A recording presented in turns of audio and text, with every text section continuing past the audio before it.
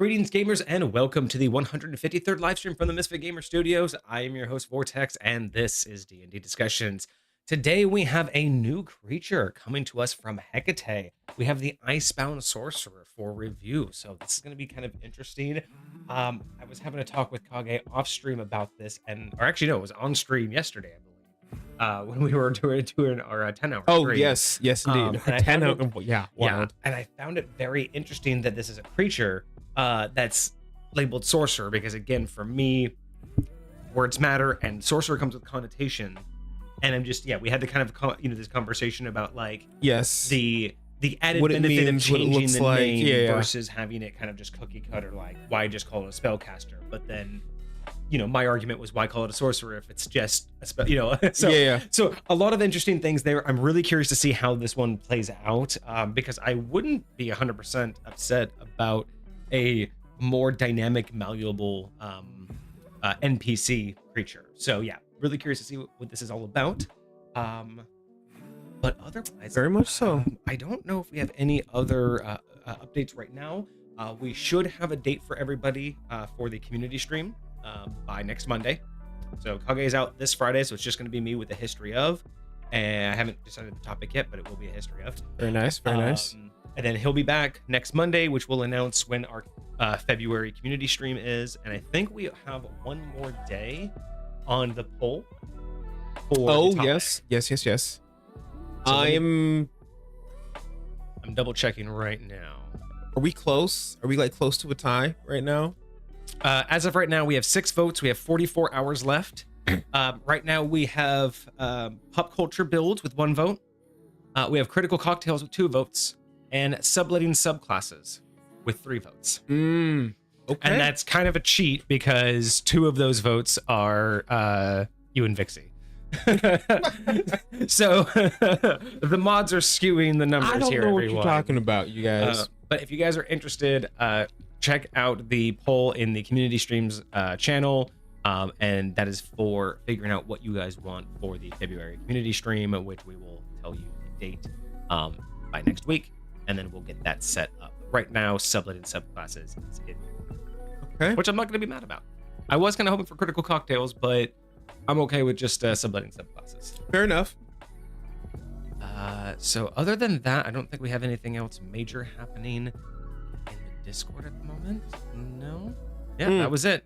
Just the community stream vote. So let me get in there. Do a little look-see vote. real quick. I don't want to forget about Mr. Cosmic.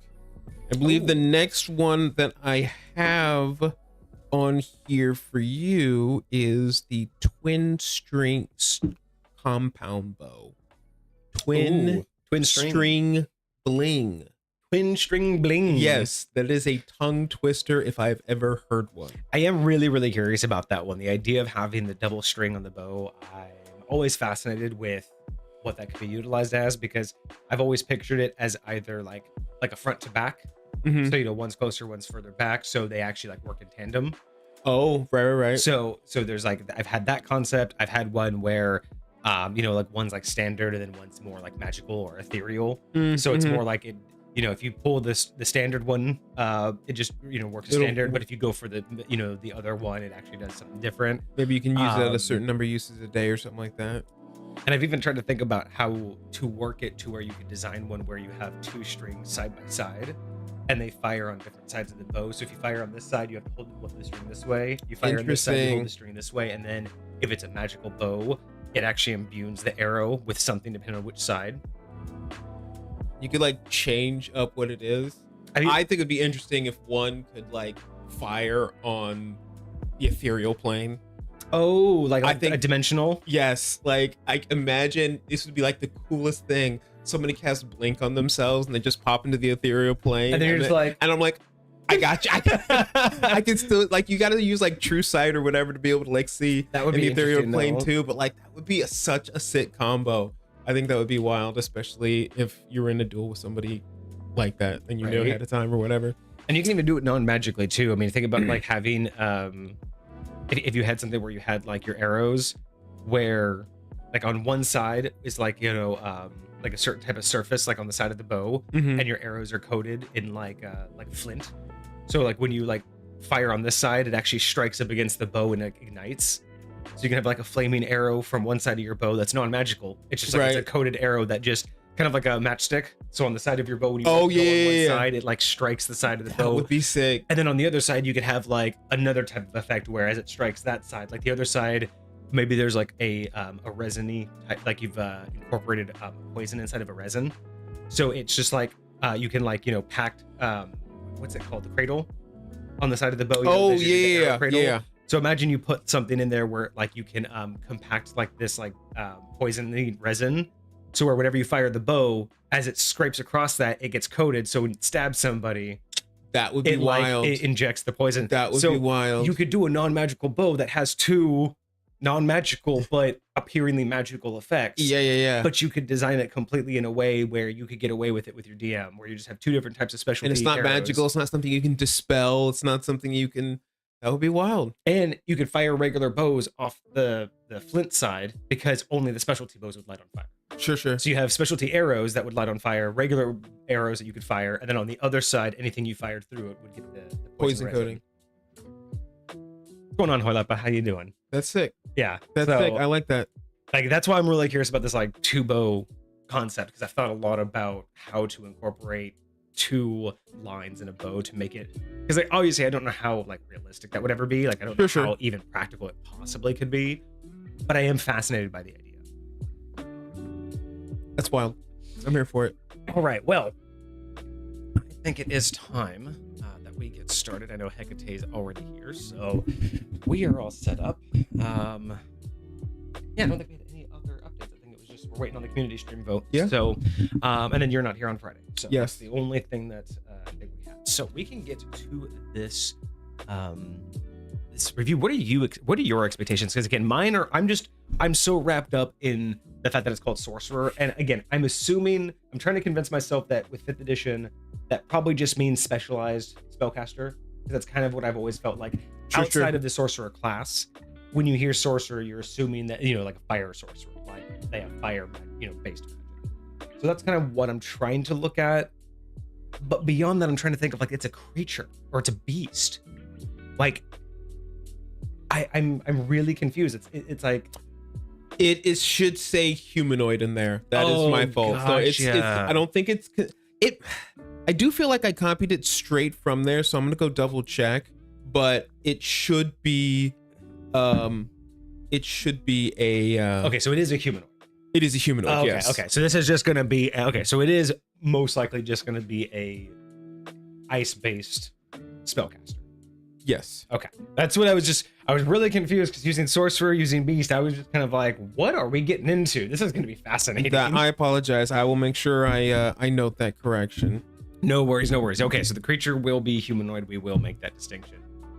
We had a weird dream. Oh, interesting that we talked for like 9 hours nonstop about magic. Dude, that would actually be a great stream idea. Maybe we should try that sometime. We should totally do just that. Like a 9.5 hour you stream. got good ideas. Yeah. You got good ideas. I like this. We'll think about that. We will definitely consider doing a very long stream sometime. All right. Well, let us get into the humanoid Icebound Sorcerer submitted by Hecate. And we will start with our description. The Icebound Sorcerer is a master of winter's power, drawing upon the primal cold to devastate their enemies. Clad in robes of frost and weathered in freezing winds, this sorcerer thrives in harsh Arctic environments and can turn even the warmest battlefield into a frozen wasteland. Their mastery over ice makes them terrifying. Their mastery over ice makes them a terrifying opponent, using frost magic to control the battlefield, hinder foes, and dish out deadly cold damage. Okay. So I'm immediately expecting a breath weapon type ability or spell. Okay. Obviously, like just an AoE, something that can hit a lot of people. Kind of like, that's why I say breath weapon like. Sure. But also I'm expecting either that ability or a different one to alter the terrain. Okay. I'm looking for this because based off of this, again, frozen wasteland, being able to control the battlefield. I'm obviously thinking that you're going to be able to somehow control the battlefield, the environment itself. And with the deadly cold damage, I'm really, because usually when you see cold represented, it's very rarely like, unless it's like, like ice touch or something, or, like ice dagger. It's very rarely just like isolated. Usually cold's usually used in an AoE, which I completely agree with, right? Very much so. Takes a lot to. I mean, think about Storm. Like that's the vibe that I get from it. Yeah. So I'm thinking this is going to be really interesting, but it also fascinates me because I have something very similar to this in High Point, but it's completely based off of the Dresden Files, because it's it reminds me a lot of the Winter Night. Oh, yes. Okay. So it's just kind of like, this description is just like, man, this is like this just has Winter Night written all over. That's so wild. I love it. Oh, this was made before the Ice Monarch. Oh, this whole group of stuff. Interesting. Okay, so this was made. So I don't have the Ice Monarch off the top of my head. I can't remember all the aspects, but so this one is like not an earlier rendition of it, but this was made prior to that. Okay. So there won't be like, if anything seems familiar, it was probably the other way around. Got you. All right, and then we have an image here. Interesting, like a little cold fire. I like the ice on the staff. That's kind of clean. Yeah, I do kind of like just like the cold fire look. Yeah. All right. Well, let's see here. So Icebound Sorcerer, we have a medium humanoid of any race, chaotic neutral. Now I'm assuming that chaotic neutral. Interesting. I mean, I could see it, especially for like an NPC. This is definitely going to be a good driver for making this an easy target. Whether it's a low level, like I guess the SB, EG, the small bad. The medium sized. Yeah, if there's a BBEG, there's got to be an NS and an M. Yeah. BEG. So yeah, fair. I could definitely see this being like like lower level, like a low level or mid level. Chaotic neutral is probably a good one to do because obviously it wants to challenge like how things are, it wants to bring things down, but at the same time having that neutral stance of not necessarily wanting to do it for their own reasons. You know what I mean? So interesting for I could see it working. Like I just imagine like these are some like weird like nomadic almost like people who used to be a part of like the Jedi Order but got like really old and like tired of it, and like now they're just out here just doing their own fucking thing, not giving a fuck, but also not trying to fuck things up too much or whatever. So well, it kind of makes sense. I mean, being chaotic, it would just be kind of like a swing of their mood at the moment of what they're going to do. Yeah, I mean, they're neither good nor evil. They're just in the mood. They're going to do whatever they want. So yeah, I kind of get that. All right. I would totally get the vibe though that you would be able to like barter with these people. Like they're not going to just indiscriminately, like they're still an individual. Oh yeah, absolutely. Like, they still have values. Again, the neutrality just means that it's going to be on their mood. Now maybe they're just not going to be in the mood to deal with it. Sure. If you catch them in the right mood, there should be an opportunity there. So yeah, this could be an interesting one to try to RP a little bit with. Yeah. Either before or after a fight. You know what I mean? Which is why I don't think it would be bad to give a creature like this like social skills. You know what I mean? Like, maybe persuasion, maybe insight, maybe deception. I could see that. Because you have some opportunity there. Okay. So it gives us, so we start with an armor class of 15 with natural armor. So pretty, okay, like down the road, middle. Fair enough. We have 161 hit points and 19 D8 plus 76. So a 19 D8. Because it's a sorcerer. Is it D8 like a normal sorcerer's hit die? Yes. So 19. Yes. So this is basically a 19th level. Roughly. I mean, we're basically kind of considering that that's going to be like 18th, 19th level equivalent. Because I'm just thinking about how the hit die work, right? Yeah. It's going to be traditionally there. Plus the 76, which I guess that would be 76 divided by 8 or divided by. Curious. It would be whatever their con bonus is. Oh right, which is a 4. Yeah, and that's divided by 18 is 4. So this would be about an 18th, 19th level character. Okay. But equivalency. So makes more sense there. I wouldn't mind giving it some magical armor at that point if it's supposed to be at that level. I would give them like, I would make their armor whatever it'd be with mage armor, and I would just call it that. Yeah. Like you know what I mean? Like their robes just have like a ward on it. Yes, they're just like just projects mage armor at all times. I kind of like that idea, right? Yeah.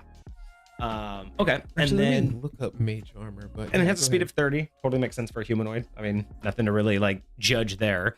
Yeah, I don't mind it. I definitely wouldn't mind it having a slightly boosted armor class, just because again they are squishy. So even having an armor class of 18 wouldn't feel that bad. I mean, sure. Because I mean, even at that level, like 161 health is not that much. It's not that much. Like a couple of fat hits and you could take this thing down.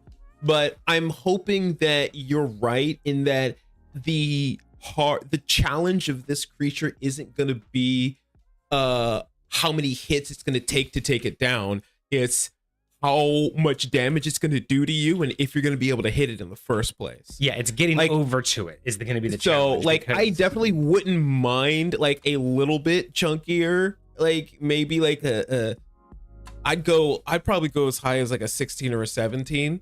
Okay. 18 maybe a little bit too much. Theoretically, the way I would do this is depending on whether they're an intelligence based or a charisma based caster, or it looks like charisma based for sure. Yeah. So I would make it work like mage armor, but instead of using your dexterity modifier, I'd use their charisma modifier. Okay, so what's the natural? So it would be 13 plus 5 in this particular 18, case. Yeah, so 18 would fit. Perfect. Yeah. What's going on, Darkwell? Yes, sorcerers are charisma based. Yes, so I think that would be, I think 18 would be perfect to say for this armor class.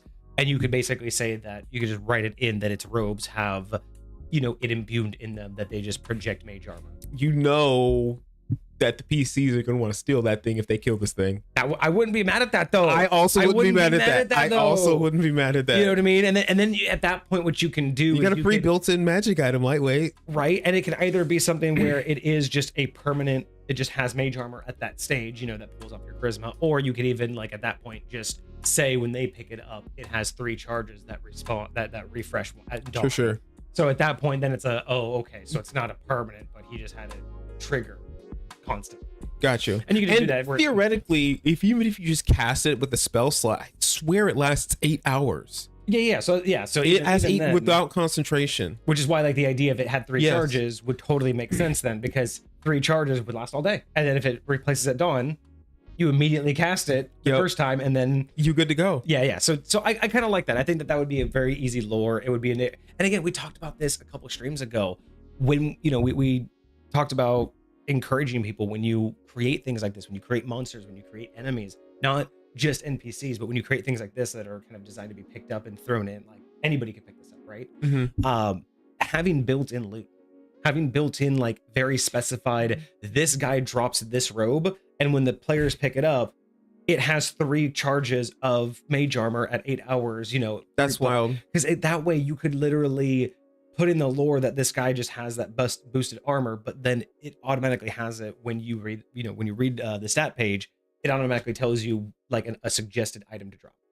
Right. I really think that should be more common, because I think we talked about this with like beasts, like being able to drop like their fur or a tooth or something that you could just kind of imbue with some sort of value in the game to just suggest that it's more than just, it's a wolf, so I get wolf meat, or it's a bear, I get bear meat, or I got a bear pelt. Like actually saying like this has some sort of intrinsic value or use beyond it. Right. I like it. You could have the robes themselves have mage armor spell be part of the garment itself. Yeah. And that's what we were saying is like, because it lasts for 8 hours, having 3 charges would tie into the lore that the robes just always have this, mage armor. But in reality, the mechanic is it's just just used every 8 hours, lasting it. Sure. So, okay, cool. So yeah, I definitely think we could use some more armor class, but everything else matches. Okay, I didn't catch when you were typing that. But yeah, so I think the hit points are spot on. I don't mind those. I kind of like it. I kind of like that it's not like super squishy.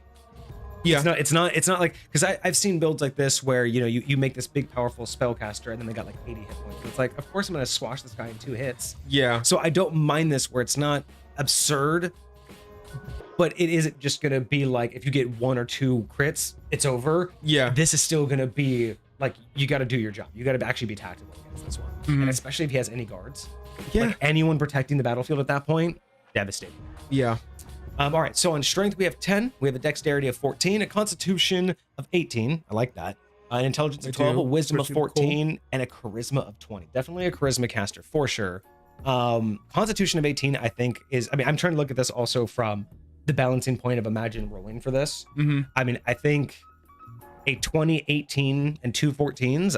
I don't mind all that. That's the con, it feels pretty spread out. Their saving throws for their concentration are gonna be beastly. Plus that 8? constitution right there. Plus 6 for constitution, a plus 6 for wisdom, plus 9 for charisma. Jeez. Yeah.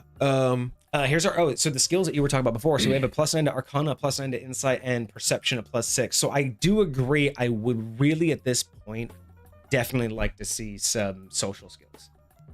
Deception, persuasion, something of that sort. I mean, insight's nice for detecting if the party's lying. Sure. If you're gonna have that kind of conversation with him, but I really wouldn't mind him having like a social, not a puzzle, but a social challenge. Yeah. Being able to let him have a bonus to lying to us, or some sort of like intimidation. Just, I really do like having that depth of it's not just this guy's built to be in a battle. I wouldn't mind having things created to be an experience and an engagement. We do live. We're fine. All right, so skills are kind of insight, perception. That's pretty fine. I think these saving throws are fine. I don't mind these stats whatsoever. I mean, you probably even could have put the strength at an 8 just to help balance out a true dump stat. Yeah. You know what I mean? Like, just sometimes it's nice, especially when you build things, especially with the 20 and an 18. It would have been nice to do at least one sub 10, even just a 9, just to kind of help balance out a true dump stat. Because a 12 and a 14 in intelligence and wisdom. I mean, again, and the 14 in dex, it's almost interesting because it's like, why? I'm trying to think of like, why would the sorcerer want the dexterity and not the intelligence? You know what I mean? Like, I'm trying to think of what they're used for. I think, unless it's just to help boost the armor class, I guess. Like, yeah, I guess maybe traditionally that would help their armor class. If they were doing regular mage armor. Yeah, that makes sense. Okay. And then we have damage resistance. So obviously cold resistance. Awesome. That totally makes sense. I didn't even say that could go with the robes. Yeah. Resistance to bludgeoning, piercing, slashing from non-magical attacks. So I don't know how I feel about that for, I guess that would all be part of the robes, but I don't know, for a humanoid, I don't mind it if it's like, because again, like makes sense for more of like a barbarian, but from a sorcerer, I wouldn't mind it if it's like one of these, but I don't know about all of them. Yeah, I feel like my understanding is if it's magically being done, it's just anything that's why it's all of them. That's fair. It's like resistance to physical attacks, basically, like non-magical attacks, lightweight. Okay. And so that would all have to be part of the robe itself. I would imagine so. Which would make that amazing loot to have. 3 charges of mage armor plus, resistance to non-magical damage. Yeah. Absolutely amazing. So I wouldn't mind tying that into the robes. With the cold resistance, honestly, I wouldn't be absolutely mad if by like 19th level or 20th level at, whatever stage that this thing is at, it has immunity. It was amazing. Yeah. Because I would expect that if I wouldn't be mad at that either. As a character class, if I was playing an ice sorcerer and I got to level like 18, 19, 20, I kind of expect that ice just doesn't hurt me anymore. You know what I mean? So I really wouldn't mind coming into this being... Or you'd have to have something that overcomes immunities in order to get at me. You know, you'd have to have something like really cold, powerful. So I wouldn't mind giving it the cold immunity. And then I guess, with the non-magical attacks, tying that into the robe, totally fine. Especially if it's going to be used as loot, even better. Because that's the other thing. It's so much nicer. It's kind of like it's the realization of if I can do it, you can do it, and then vice versa. If you can do it, I can do it. So it's that whole idea of it sucks when you go up against like it happens in video games a lot, where you go up against like a huge ass monster and you get their weapon, and it does pitiful compared to what it was doing to you. Yeah. Or you get them as a companion and they're like weaker than you and you're like, dude, you devastated me in 2 hits and now this goblin you're like taking 45 minutes to defeat. So wild. So I would definitely say like I wouldn't mind him having like the character itself having the immunity, and this coming from the robe. I really like the idea though of his immunity kind of being anytime you use any sort of spell with cold damage, like his magic just has such control over cold that it disintegrates. So almost like, yeah, his control is just, he's not necessarily immune to it. It's just that if it gets too close to him, he can just be like, no. Yes. Like I have too much control over ice to even let it get ice and cold damage. It's like, screw that. Like, I like that being him being that powerful and that attuned to the cold, giving him that sort of immunity. It's like, no, you can't do that. Like I said, you have to have something that overcomes, because we've reviewed items that say this particular item overcomes immunity. Yes. And like you'll take the damage anyway. Exactly. So like Yeah. I'd say you'd have to have something like that. Mm-hmm. For Darkwall has an interesting idea too of if you just put in the description for the actual sorcerer, the Icebound Sorcerer's skin is hard as blue ice. Oh. So again, that would make Interesting. me think of if you're approaching this from like a subclass point of view, imagine that was like their 18th level capstone. Like like blue ice. That's what it's called, and it's literally your skin becomes as hard as ice, Wild. granting you immunity to cold damage. Like, you know what I'm saying? Oh, and then again, if you wanted to not tie like to the that. robe, there would be you could say that that's like what it earned as a capstone, is being able to basically just like do that. I kind of like that idea. I'm too cool for that. Wild. I like that, Waylepa. So wild. So we do have a condition immunity of frightened. That's interesting. So again, we usually like to look for things that are like connective. The first thing so far that's kind of thrown me for a loop. Everything else has kind of made sense. I don't know about why frightened as the condition is on the table, let alone the immunity. I would definitely like to see cold as the immunity. And if we're going for a condition resistance, why frightened? So I will say this. I asked myself the same question, but my mind immediately jumped to the fact that they're chaotic neutral. I don't know why. No, it's a humanoid. Initially.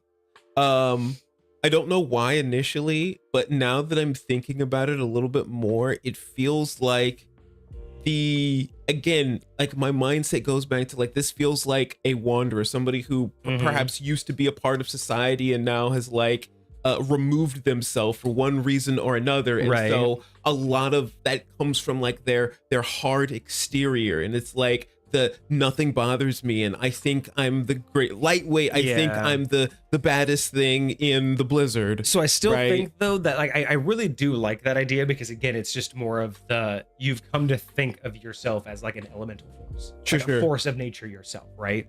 So what I'd be really interested though is move cold to immunity. I think we're okay with that one. I do agree. And move frightened to damage resistance, but I would swap out frightened for anything that you believe is most closely related to the effect of cold, like stun, paralyze, like the things that would make you not move, because like think about it, like permafrosted. Permafrosted. Yes, I love that. But you know what I mean? Like the idea that the damage resistance I could totally be, if you could like adjacent to like being paralyzed, right? Being so cold you can't move, you'd be resistant to being paralyzed or being stunned. You're just always in the ice. You're always. But what about like a monk stunning strike? That's got a lot less to do with cold. But again, like you can do like the hard as ice skin, where it's going to take more to get to you.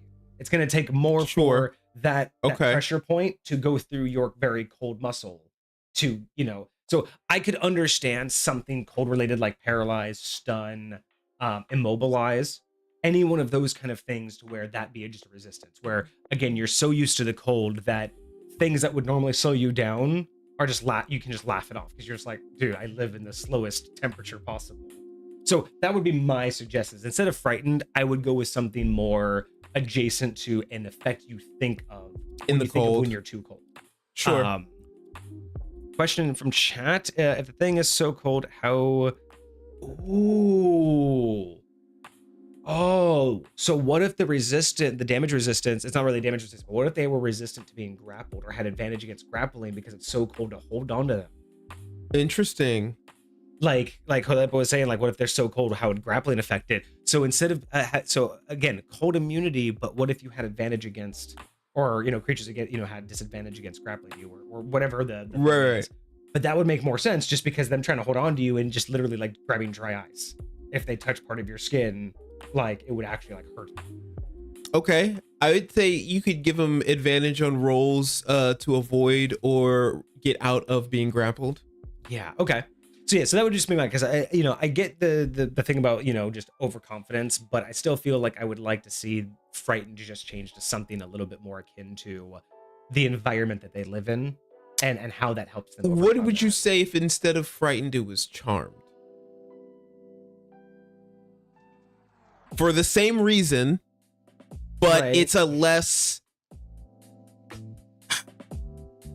I feel like it's less jarring when you look at it as far as a condition immunity, because frightened, I will say again, when you're conceptualizing, it's like nothing can scare this thing. Like I could show it a celestial horror casting, some sort of mental illusion on it, that like shows you like a worst nightmare, and like nothing would work to scare this thing, not even magic. I feel like that's kind of a hard immunity to kind of get over, like just giving somebody for that type of reason. But if it was charmed, because there's not like something that wouldn't work on them was like a siren's call or something like that. Like they wouldn't be able to be charmed into like doing something to that effect, rather than I can't get scared by anything. So I don't know if that would change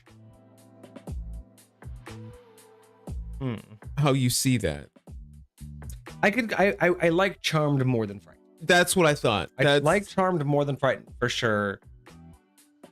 But I think I would prefer, like, again, in hyper, I would probably go the route of resistance to something akin to that makes more sense. A more physical condition. Yeah, but I do suggest that, yeah, if we're gonna go with a mental one, charmed over frightened for sure. Okay. So for senses, we get dark vision of 60 feet and a passive perception of 16. So because I don't think infravision isn't a thing anymore, right? There's like you really don't get heat vision in 5th edition anymore. No. Unfortunate. That would have been like a more interesting visual of like heat vision, since like again you bring the cold, so everything would light up to you. That's actually kind of cool. Like I will say they do have blind sense, which is a similar thing. It basically allows you to see without seeing. Right? It's kind of like you could honestly look at it as infrared vision. You could also look at it as echolocation. You could also look at it as they do have one that's called tremor sense, which is specifically you have to be connected to the ground in order to use it.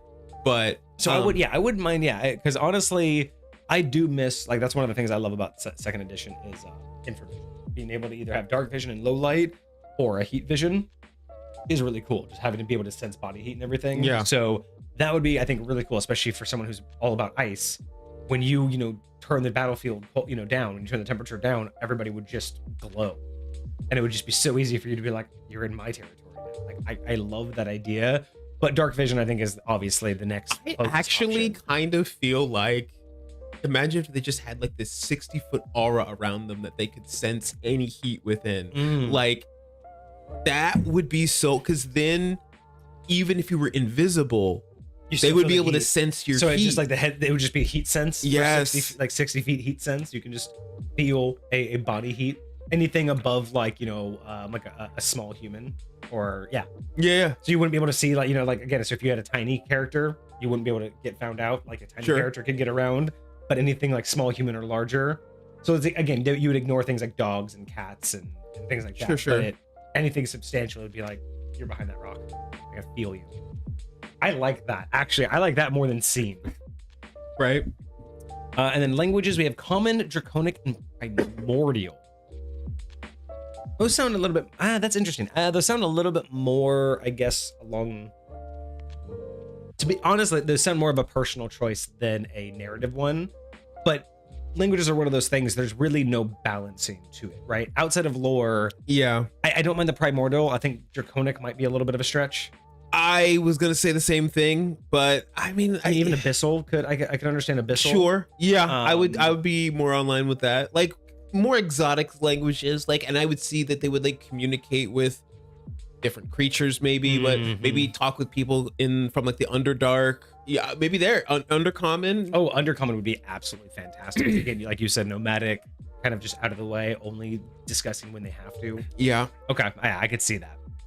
And then a challenge rating of 11, 7200 XP. I don't know how translating, I forget how we decided how translating CR to character levels, because this is obviously like level 18, 19. Yeah, I don't know how that translates. I'm gonna go use the restroom real quick, so check that out and see how you feel about the challenge rating of 11 equating to like a level 18.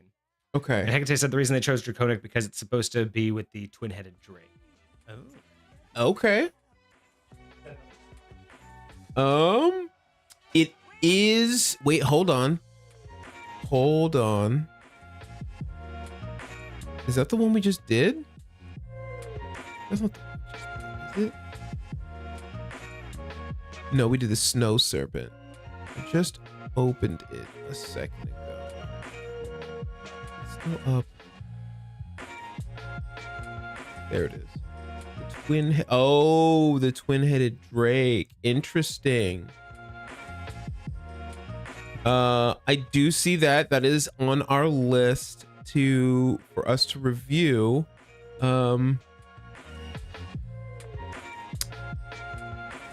That's very interesting. So the twin-headed drake is one of the other creatures in this basically mini ice monster manual. Gotcha. Okay, so they kind of work in tandem. And I'm assuming so. So they might be like found together, likely, or something like that. You know. Okay. So a little bit of like a conjoined lore. So I like that actually, because then it leads into like a package deal. So I don't mind that. Okay. So for reference, I'm looking at a large fiend, a nightmare shepherd. That's also a challenge rating 11, 7200 XP. Their hit points are an average of 133 with 14 D10. Okay. So it's roughly the same, but for a different reason, because they have a higher hit dice, and so they might be theoretically a lower level, but around the same. Archmage is a CR 12. Okay. So compared to like an Archmage. Oh, okay. Okay, so that makes sense. Okay. Again, I don't know. I don't really judge CR ratings just because I care about what it can do, not Sure, most definitely. Not that, but yeah.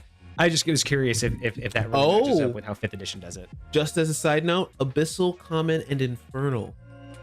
I wouldn't mind Infernal. Infernal would have been cool too. I forgot about Infernal. Yeah. All right, so abilities. Innate spellcasting. The Icebound Sorcerer's innate spellcasting abilities is Charisma, spell save DC 17, +9 to hit with spell attack. Ooh. It can innately cast the following spells requiring no material components: at will, Frostbite, Ray of Frost, and Ice Knife. Interesting. It's the first time in a long time I've seen the at will moniker used. Those are basically their cantrips. Yeah. So Frostbite, Ray of Frost, and Ice Knife. I will say Frostbite and Ray of Frost are already cantrips. So that would make sense. Ice Knife, that's a first level spell, but that is a beautiful thing to give them as an at will power. I think, especially at later stages. Like if you imagine if, again, thinking about the proper build, right? So imagine if what you did was, if this was a subclass, like right out the gate at level 3, they got to cast this for free, Ice Knife. They just get to cast it for free once per day. And then by like level 15, 14, 15, they get to cast it as a cantrip. Like that I could understand, again, at this level being one of those things where it was given to you early on and then it's just leveled up with you. I swear that there's a feature you get as a sorcerer called Signature Spell. And it basically allows you to pick a first level spell that you turn into a cantrip. Oh, I swear that's in here somewhere. Interesting. And I'm trying to find it. That does sound familiar, right? Signature spell. Yeah, unless it's wizard. It is wizard. Yeah, when you reach 20th level, you gain mastery. Oh no, that's the wizard's 20th level capstone. Yes, that's their 20th level capstone. So wizard Archmage is a 12th level. And the signature spells choose 2 3rd level wizard spells in your spell book. You always have these prepared. They don't count against the numbers of spells you have prepared. You can cast each of them once at 3rd level without expending the spell slot. So they become 1. So that's the signature spell from the wizard. One-time cantrips. And then after that, they would expand the spell slot. So yeah, you basically get 2 3rd level spells to cast once each without a spell slot. Oh. See, I thought you got to legit turn a 1st level spell into a cantrip. Technically, there are plenty of warlock invocations that will do that for you. That'll just turn a 1st level spell, like they'll turn mage armor into a cantrip. They'll turn they have like a couple of other ones that they just disguise self into a cantrip. So the fact that that's a bit availability means I like that. I like the fact that Ice Knife is like that. I don't mind it being a cantrip. Yeah. Knowing that that's an availability in 5th edition. So that's cool. And then so 3 times per day. Oh, each. So each of these you get 3 times per day. Cone of Cold 3 times per day. Ice Storm 3 times per day. Sleet Storm 3 times per day. And Wall of Ice 3 times a day. That's a fuck ton of spells. That's 12 spells right there. Yeah. That's I don't know what insane. level all of those are, but that's well, you did link them. I did link them. So we have a there's your AoE spell, by the way. There's your breath weapon. Oh yeah, Cone of Cold. That's what I was expecting. What level? 5th level. 5th level. 4th level. 4th level is Ice Storm. And then a 3rd level, and then a 6th level. So that's 3 each. I will say when it comes to full casters and their spell slots, wait, 6th level? There's a 6th level in there, which means I thought sorcerers were only half casters. No, they're full casters. They get 9th level spells. I was thinking of never mind. I was thinking of a different build. Oh, okay. I was thinking of a multi-class. Never mind. But I'll say at least even at 20th level, sorcerers only get 2 6th level slots. So this now, is granted, they have unless we haven't got to the once a day one, so there could be more. So yeah, so they get 3 6th level spells, 3 5th level spells, 3 3rd level spells, and 3 4th level spells. And then Ice Knife, which is a 1st level spell infinitely. Yeah. And then we get 1 per day control weather in cold regions only, which I do really like that little I feel like that's your AoE, you're controlling the environment control. And I love the fact that again, it's cold regions only. So I'm assuming that means that you can only turn it into a cold region, you can only activate it in cold regions.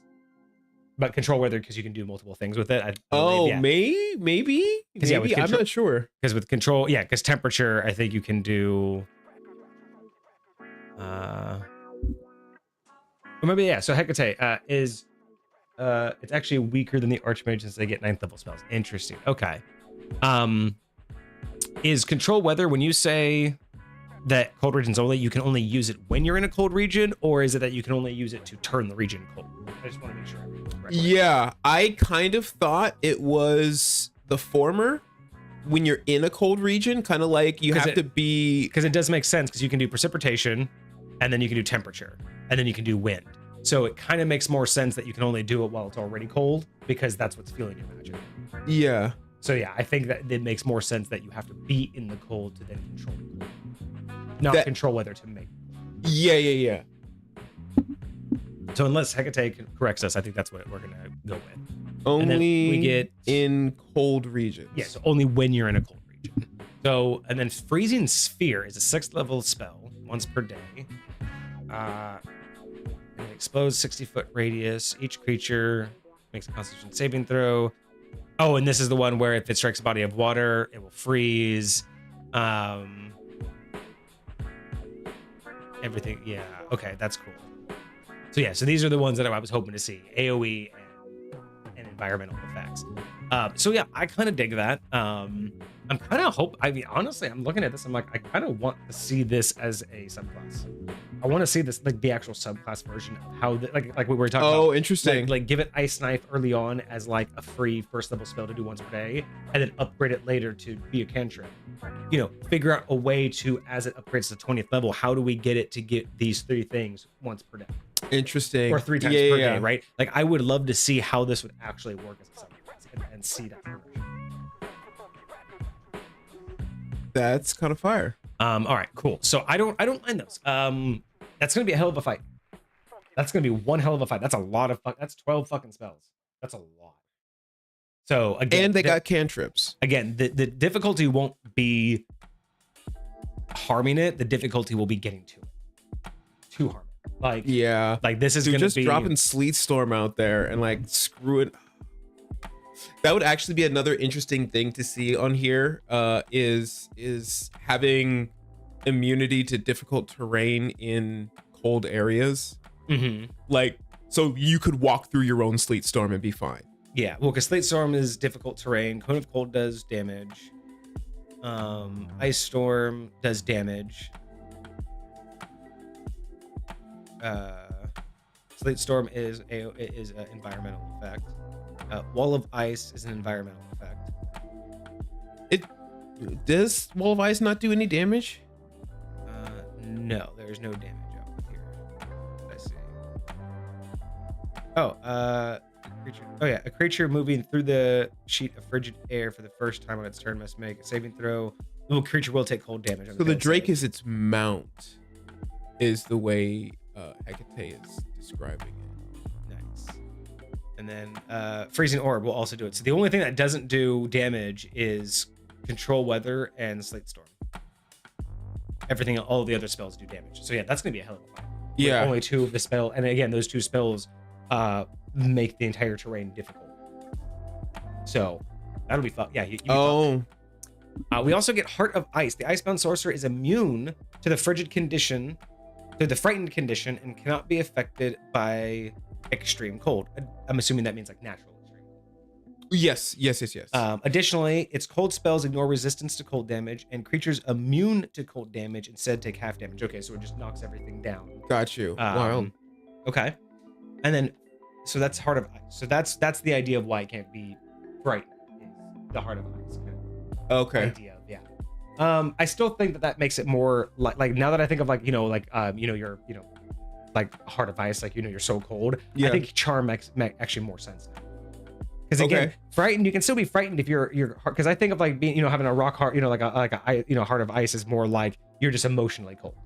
Doesn't mean that you can't fear your own mortality. Sure. But you just don't care about others. But when you think about being charmed, you're so cold, you're like, yeah. I wouldn't even trust you. I don't care. I trust so little, your magic can't even affect my trust level. Like it's so not wild. So I actually, that makes me almost think more that I like your idea of charm and not frightened. Interesting. I'll be right back. Let's see. But otherwise, the ignoring normally extreme cold, I like that. And then having this spells do the resistance to cold damage and immunity gets down to resistance. I like that too. I don't think there's anything wrong with that for a fight.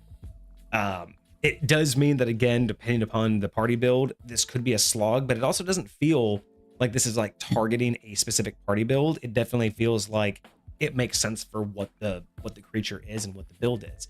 So realistically speaking, if nobody has made a specific build to resist this, it makes sense that it's gonna do some extra damage to people. But if you happen to build a character that somehow by item or magic or whatever gets immunity to cold, this is an amazing thing to throw at them. So I actually like it. I really like that. There's a slight concern about just how many spells there are, but overall I think it might still balance out. It may be a little bit, especially depending upon how you do the entire encounter, and if there are any other enemies, it could feel very one-sided, but that really just depends on the DM that takes this in, and how they build that encounter. Because I don't think that this is OP if it's by itself. I think it's actually going to be a pretty decent fight. But at the same time, I think that it would be a better fight if it has at least 2 guards of some sort. But if you do too much, if you add too much to this encounter, it could easily be one-sided. Or how smart the party is, absolutely. So yeah, so I like it. I don't think that it spells overcoming resistance as a bad. We also get Frigid Aura. The Icebound Sorcerer emits an aura of freezing cold in a 15-foot radius. Any creature that starts its turn within the aura must make a DC 17 Constitution saving throw or take 9 or 2d8 cold damage. A creature that succeeds on this save is immune to the aura's effects for the next 24 hours. Okay, that's nice. I was going to be kind of worried about it, but once you save out, it's basically over. So it's a one-time save out. Instead of just 2d8.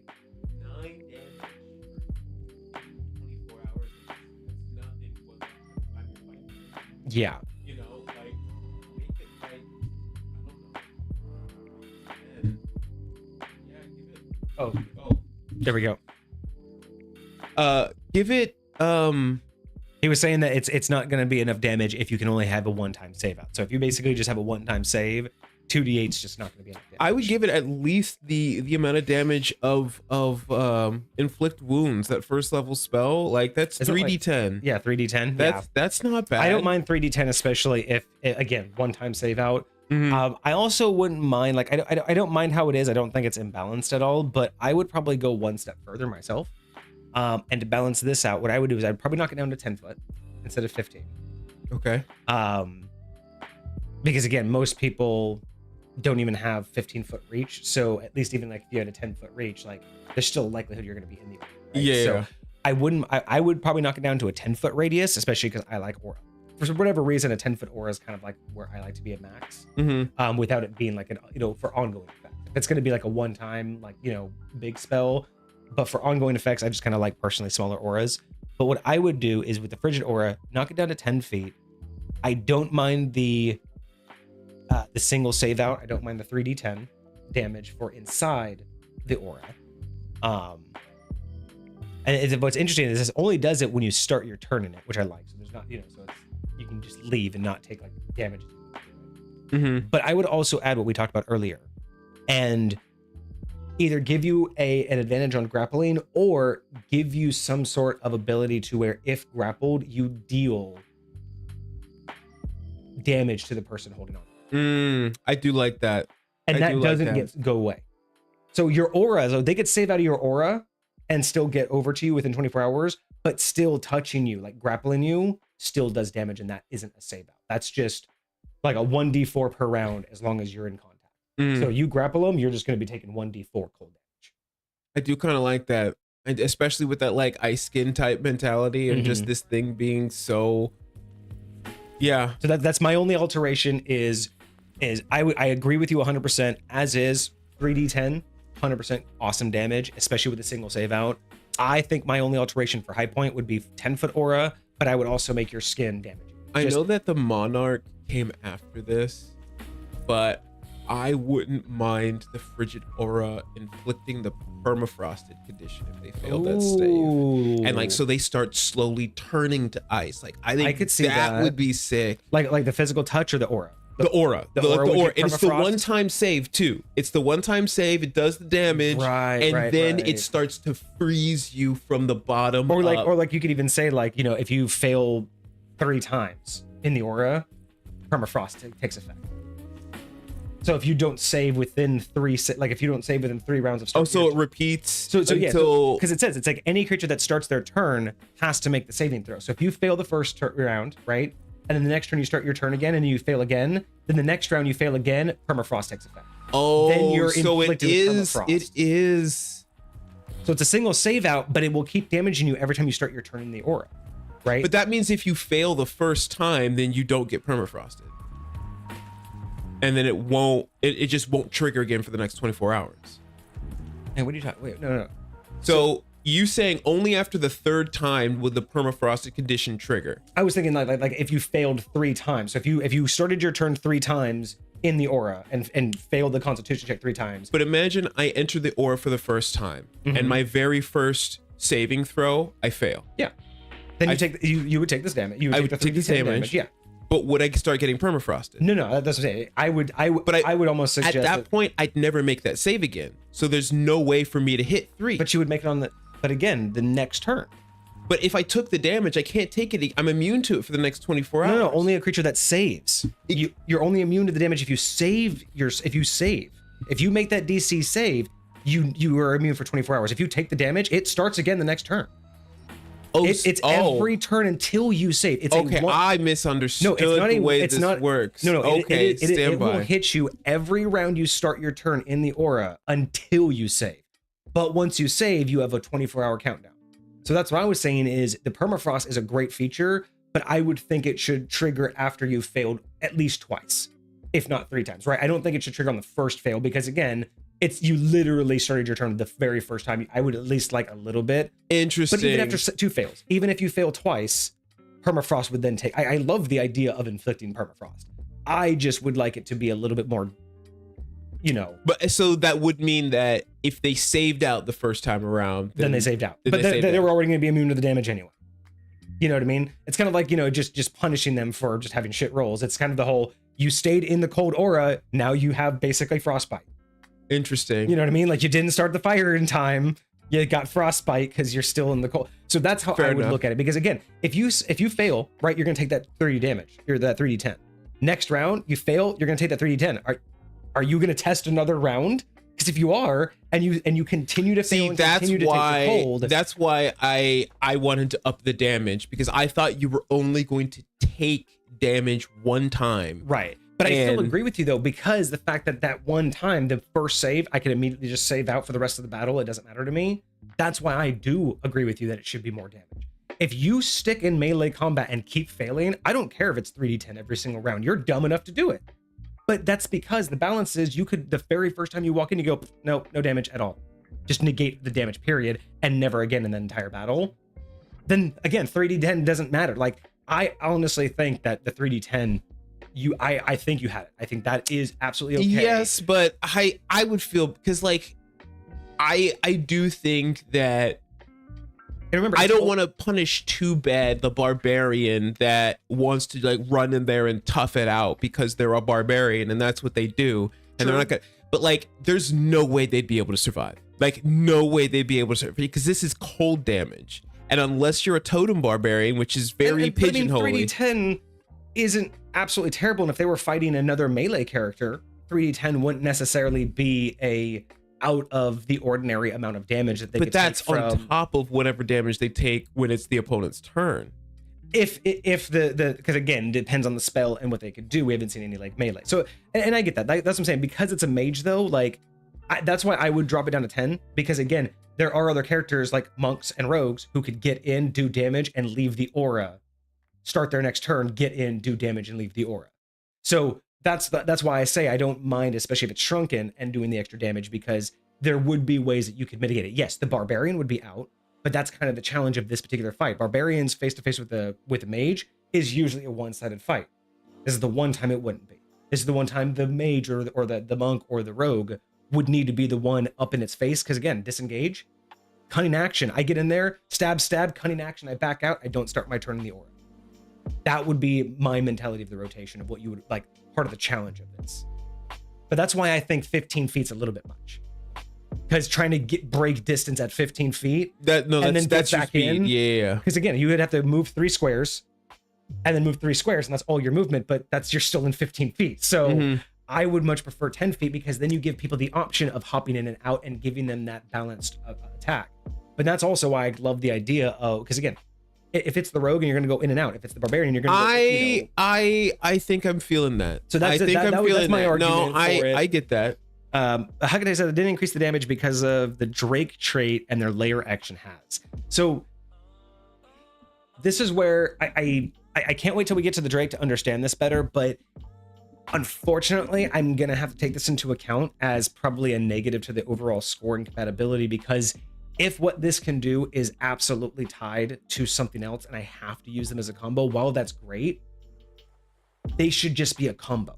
Like the character, the creature should just be sorcerer with mount, and the entire character sheet should be all the things that all of it could do. Kind of like how we've had the sorcerer that can summon something and then the summon has its own page. Like okay, like we've seen that where like you can there was a subclass that we got where there was a summoner and the capstone was like this big thing that they could summon, and that had its I think it was the Banshee block. class. That's what this should have. This should basically be a sorcerer with mount, and it all should be packaged together. Because honestly, the downside is if I'm reading this and being like, I like all this, but this doesn't make sense. I'm like, oh, it makes sense if I use this. Like, but what if I don't want to use that? This isn't standalone enough. And if it's tied together, it might as well just, because that's and where, maybe because they did. I will say, Hecate submitted the entire booklet of ice stuff. So I don't know, and I can get with Hecate later to find out if there's anything that theoretically should have been paired together. I did talk to you about there was a moth and then like a queen moth, like a different form of it. And so trying to figure out if you wanted to do those together and like review it as one, as a whole, or if you just wanted to do one and then the other. Yeah. But and see, Darkwold was kind of parodying what I was saying too, is stacking up that permafrost idea is like, every time you get colder, you're getting closer to being like permafrosted. It fails and it takes over. Because I did like having that ability, right? Like I did like having that. New conditions are rare, and I love seeing new stuff. That one was so cool. That one was so cool, and it fits so well. And I do agree. This is kind of stacking up because again, now that we also know that this is already going to be a pretty hectic one, but it is guaranteed to come with, like again, with the package deal. There's also guaranteed to be a mount, let alone whatever else you add. So I do agree it's becoming pretty stacked. I think that's why I would personally change Frigid Aura around, but as a standalone, like you said, 2d8 with a single potential save out, it isn't enough at the stage I think that you would expect to fight this thing at. You know what I mean? It's not going to do enough to really turn the tide. I think the 3d8 makes it more of a challenge. I think it makes it more of a tactical approach. Like the idea of, yes, it sucks for the barbarian, but how often does the barbarian just get to go and mollywomp a glass cannon? You know, what I mean? How many times have you just sent your barbarian straight to the magic user or the magic caster and just won the fight because he was able to do that? This is that one time where it's like we have to think around the situation. And I really think the idea of like utilizing disengage would be a great way to look at this, because you're already dealing with the environmental effects anyway, right? So it's like it does kind of suck because you had to get through all the environmental effects, and then you still have this like mini environmental effect around the character, but that just makes this much more of a layered combat, right? You have to solve different aspects of the puzzle. Hey, I'm not even gonna lie, I think depending on how rare you want to make that cloak, this could totally be a part of the cloak. Oh, like the cloak turns the wearer's skin like to the frigid aura, like the cloak emits the frigid aura. So all of this is just from the cloak. Like maybe at the very least the frigid aura. I like the frigid aura a lot. No, that would be very cool. Probably not the Heart of Ice, because that's probably like that could be cool too. But I totally get the frigid aura comes also from the cloak. Okay, I like that. So yeah, I don't mind either of these. I would change frigid aura up, but I don't think it's badly balanced. I do think that maybe because it has the 15 foot and it would be difficult to do the whole disengage and get out of it, maybe it is justified to have 2d8, or maybe just drop it down to 2d10. But yeah, I would like to see it do a little bit more and have a smaller radius. I do get that mindset too. It's a similar ability, so balance the damage based on that creature, which is also a CR. Gotcha.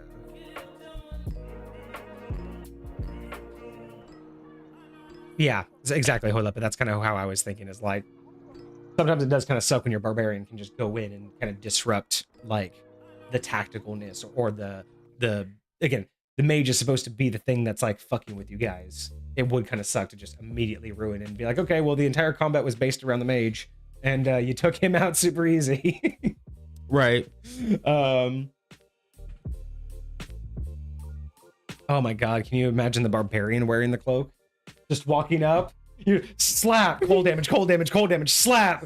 Oh, dude, a monk just walk up to somebody and go stunning strike. I'll wait for your next turn. Oh, it's your next turn. Oh, you took damage, stunning strike. You ain't going nowhere. Let's wait for your next turn. Oh, it's next turn. Cold damage, stunning strike. Let's wait for your next turn. Because you can just make him stunning strike and just sit there and watch him just suffer. Be like, I will say, their con is so high, they are probably gonna pass that stunning strike That's fair. Like this guy. Like if somebody else is wearing the cloak, then no. But that's what it's about. Is when you defeat this guy, put this cloak on your monk. On the monk, so the monk is doing the people. So when your party, when the next enemy you fight, the monk just stunning strikes and just stands there in front of them. Because they can't move on their next turn. So when their next turn hits, they take the cold damage, and then on the monk's turn, stunning strike, and then just sits there. So the whole time he's just sitting there watching him just freeze to death, and all he's doing is being like, pressure point, you can't move. Pressure point, you can't move. Wild. So wild. Just imagine that torture. You're just sitting there just being like, surrender. Surrender. Don't move. Surrender. Oh, okay, that's morbid. All right, so I like it. Yeah, I think it all fits so far with how the build is. I think so far my only concern is that if it's going to come with a package deal, it should just all be in one page, as in like, because I think I've seen that before in some of the older editions where it's like you'll have like an encounter set where it's like a creature, but it's actually like two different creatures, but they work together, or you get like pack of wolves or swarm, where it's like, that's kind of what I would expect to see this kind of as. Interesting. Okay. This is a duo, and I don't think that would be a bad thing. I think that would be kind of nice to bring back. Yeah. Is this idea that you're going to have this duo set? I think that might be an idea for us to like add to like the AD&G, because I don't think that exists right now for 5th edition. But if we could find like a format for like a creature like that, dude, let's do it. Let's add that to the notes. I love this idea. I love the, because we already talked about how to add like the format for loot. We've talked about adding the format for other customizations. I love this idea of being able to do like not grouped creatures, but like, well, I guess like we'll have to come up with a really cool name. I don't want to spend like 15 minutes zoning out on it, but I love this idea. Let's write that down. All right, cool. So let's look at our actions. So we have multi-attack. Always have multi-attack. The Icebound Sorcerer makes 2 attacks, either casting a spell or using Frostbite ability. Interesting. Is that just it's the cantrip? Yeah, I would have given it any of the cantrips. So you can cast a spell and cast any one of your cantrips. So it's like you don't have to use a bonus action to cast one of your cantrips. So it's like a sorcery point. Would you say that it would basically be like can make 2 attacks, either a spell and a cantrip, or 2 cantrips, or a spell, cantrip, and a physical attack? I guess. But I mean, is that what you're kind of saying? Is like, or would it just have to be a spell, like always a cantrip, and then either a spell or an action?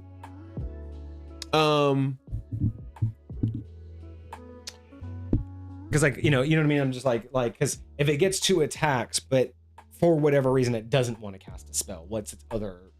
I would say at least one of them has to be a cantrip. Okay, cool. So it has multi-attack. One's always a cantrip. The other one is most likely a spell. Yes. But okay, cool. Yeah, you can have 2 cantrips if you want, but at least one of them has to be a cantrip. Frostbite is one of its attacks separate. No, not a spell. Oh, okay. So Frostbite is just its kind of its own attack. Okay. And here we are. Frostbite's right here. So Frostbite is a ranged spell, +9 to hit, range of 60 feet, 1 target. Hits for 22 or a 4d8 cold damage. If the target is a creature, it must succeed on a DC 17 Constitution saving throw, or have a disadvantage on the next weapon attack roll it makes before the end of its next turn. Okay. So it gets weapon attack? Yeah, and it debuffs. So it's a debuff. I like that. It's a damage dealer, but it debuffs their attacks. I kind of like that. I'm here for that. That's very cool. defensive. I don't mind it. It makes this much more of a tactical fight. And it doesn't matter if it's ranged attack or melee attack. And it's only taking away my ability to hit, which really isn't like making me suffer any further, right? It's not like it's making it like I'm not more susceptible to anything. I'm just not as useful. I would much rather have missed attacks than be taking more damage, be slower, lose a turn. This is a good way to do this. I really like what that does. Agreed. I think 48 is a good amount of damage too for its base attack. Like 48 sounds pretty good. Yeah, I'm not mad at that.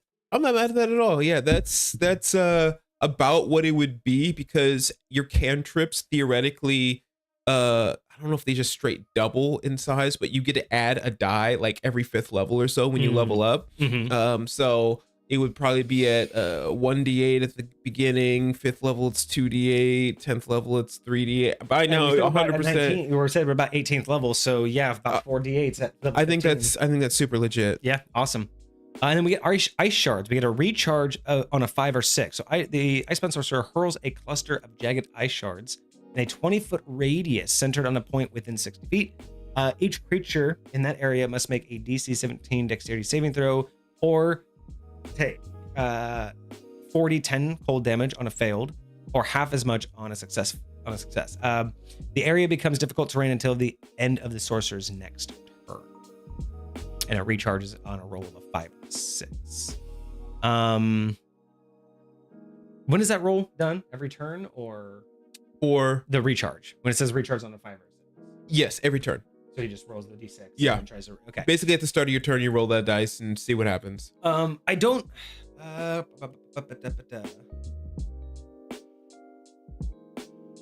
So I have 2 ideas on this one.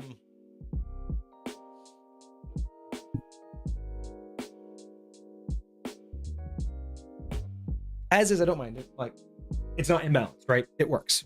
So no issues there.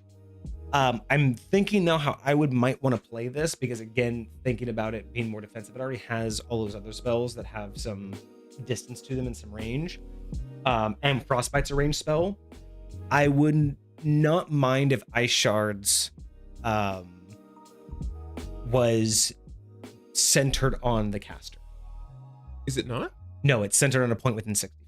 Oh, so I 100% thought it was. I think I would much prefer this be centered on the caster, 20-foot radius off the caster, make everybody make the save or take the damage. I don't mind the area becomes difficult terrain either, but the alternative to that one is everybody hit by it that either, like I would say anybody that fails their saving throw and takes full damage is like immobilized until the start or the end of their next turn. So basically they won't be able to move until the end of their next turn. Mm-hmm. And then everybody who did save is slowed to half speed until the end of their next turn. Interesting. I think I kind of like that more than difficult terrain personally, because again, the other things, the Ice Storm, the Sleet Storm, those things kind of control the terrain already. And while we did talk about that, I do like control the terrain.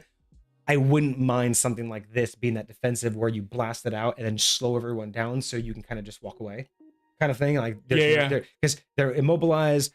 You could even say that you take away their opportunity attacks. So that would literally allow this sorcerer to just leave. Like you could blast this, stop everyone around you, and then dash. And then just be on the other side of the battlefield, and then ice wall on your way out. Because again, if it's a 2, if we say that these 2 are attacks on the multi-attack, I could, if I'm getting surrounded. Although I think the way that this is describing is either you do ice shards, like ice shards is your turn. That's your whole action, because it's not included in the multi-attack. Yeah, and I wouldn't mind it being part of the multi-attack for that reason, right? It's kind of that one of its opportunities where if it gets too surrounded, freezes everybody in the place for a second, takes off, puts an ice wall behind it. You know what I mean? Like just thinking of like the dynamic system of what like a player would do with these powers. I think my only thing that I would prefer with Ice Shards is it be centered on the caster.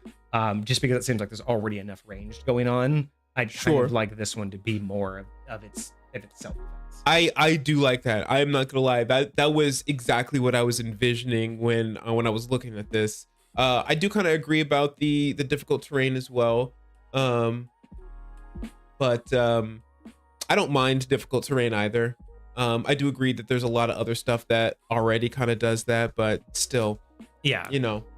And again, because you already have the 15-foot, if you take my suggestion and bring Frigid Aura down to 10 feet, the ice shard centered on you would give you twice that. So again, anybody sitting outside, you could like hit them. Yeah. That's outside of your aura. And on top of that, you could even extend it to like 25 if you wanted to keep the 15, just kind of, do that extension.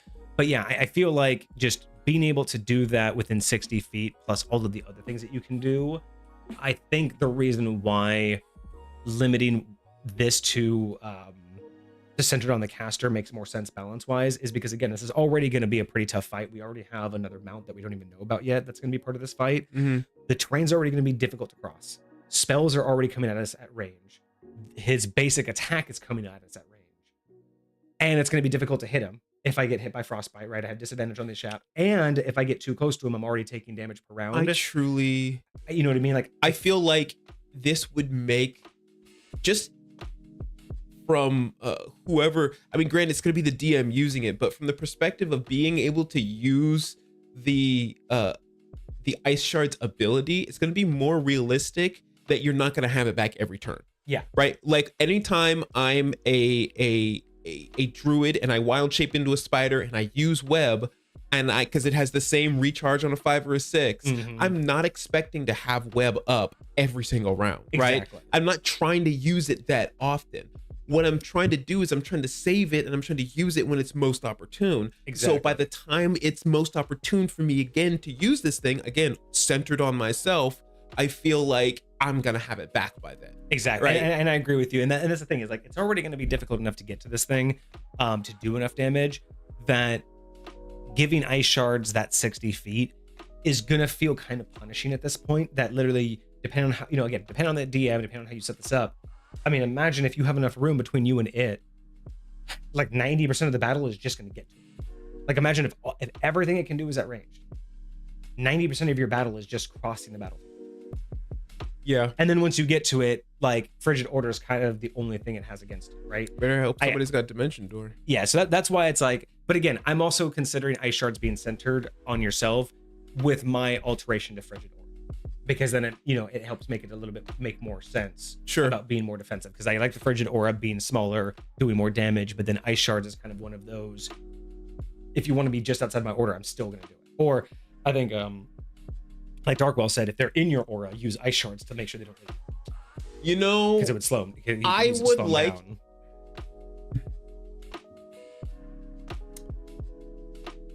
I would almost like something that would force somebody out of their immune for 24 hours and make them have to restart that. Meaning, like, say, and I don't necessarily know if it should be with this one, but imagine if every time you got hit by ice shards, you have to make the aura save. And if you don't, your immunity to it goes down. Goes away. Yeah. That'd be kind of dope. Like yeah. Something like that. Like, because yes, it goes away, but then those people who think, oh, I'm safe from it, like it can come back up. I like that actually. Like just like kind of come back and smack you every once. Again, it's not up all the time. It's not like they can spam the crap out of it. And again, using ice shards centered on you, if anybody is saved from your aura, you're gonna want another defensive spell. So having it centered on you is your backup to your Frigid Aura. Yes. So yeah. Yes. I think I'm still gonna hold on to that as ice shards should not be ranged. I think it should be centered on you because it's your backup to your Frost Aura, and it just seems like it would be a better balanced fight instead of everything literally just being. Because again, at this point too, think about it from the DM's point of view. If everything's at ranged, it kind of shoehorns the DM in a way to basically make this I'm doing everything to prevent you from getting to me. Mm-hmm. And this would be good if you wanted to say there's an entrance to something and you're trying to prevent them from accessing it. This would be a great way to do that. You have a mage that's literally doing everything to prevent you from crossing a certain area. Mm-hmm. That would be fine. But I feel like that's kind of situational to shoehorn in. I'd rather this be a little bit more open-ended. So having that, having it a little bit more dynamic to where when the battle gets closer, I still have some options as a DM instead of just trying to prevent you from not getting over here. Okay. And I feel like too, there could be DMs that could spam it. I mean, you put out Ice Wall to stop the party from moving for a little bit, and then you just throw everything arranged at that section. You know what I mean? You can make difficult terrain, put an ice wall in, then you could get him with because theoretically, I'm pretty sure you can use ice wall in like a circle. So if you dome them inside this ice wall, and then you could use these. Yeah. So yeah, that would be my thing for helping balance it out. But let's see. We have reaction. That's gonna be. I don't know if I've actually seen this before. We have these are okay. So these are like actions, legendary actions and layer actions. Okay, so this is gonna be definitely a bigger fight. This isn't just your normal everyday, just run of the mill. This is not just your homie. Yeah. All right, so reactions. We have Glacial Barrier. When the Icebound Sorcerer is hit by an attack, it can use its reaction to create a wall of ice as per the wall of ice spell between itself and the attacker. The wall lasts until the start of the sorcerer's next turn or until it's destroyed. You get an entire wall of ice for one turn as a reaction? So wall of ice normally is concentration up to 10 minutes, but this is otherwise. So you can create a wall of ice within range. Yeah, you can form it into a hemisphere or dome or a sphere up to 10 feet. Yeah, see that right there, honestly, that would make this battle so honestly, that kind of makes this battle annoying.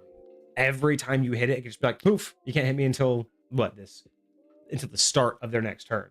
So then again, again, if I do that and then the entire party, closes in on me and then I drop it, I'm now going to be surrounded. I'm going to want that, ice shards centered on me at that point.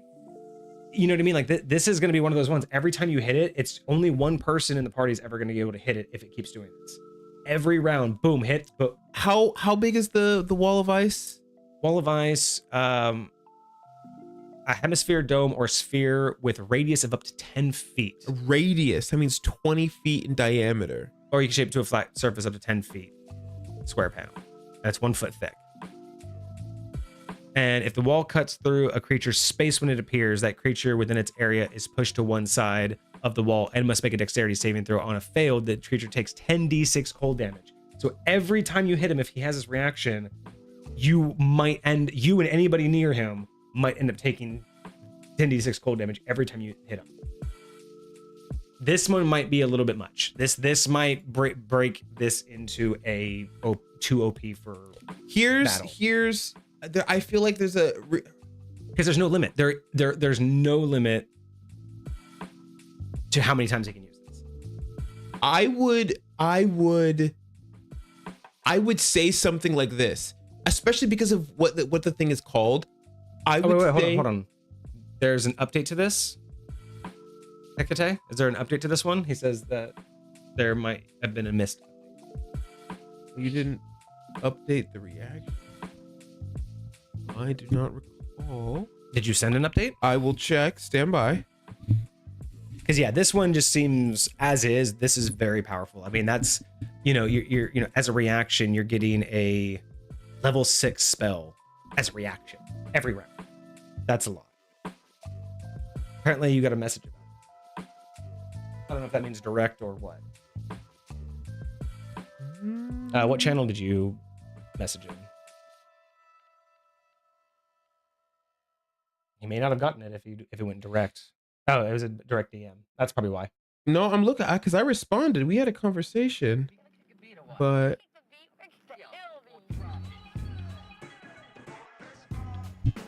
can you post it in chat, Hecate?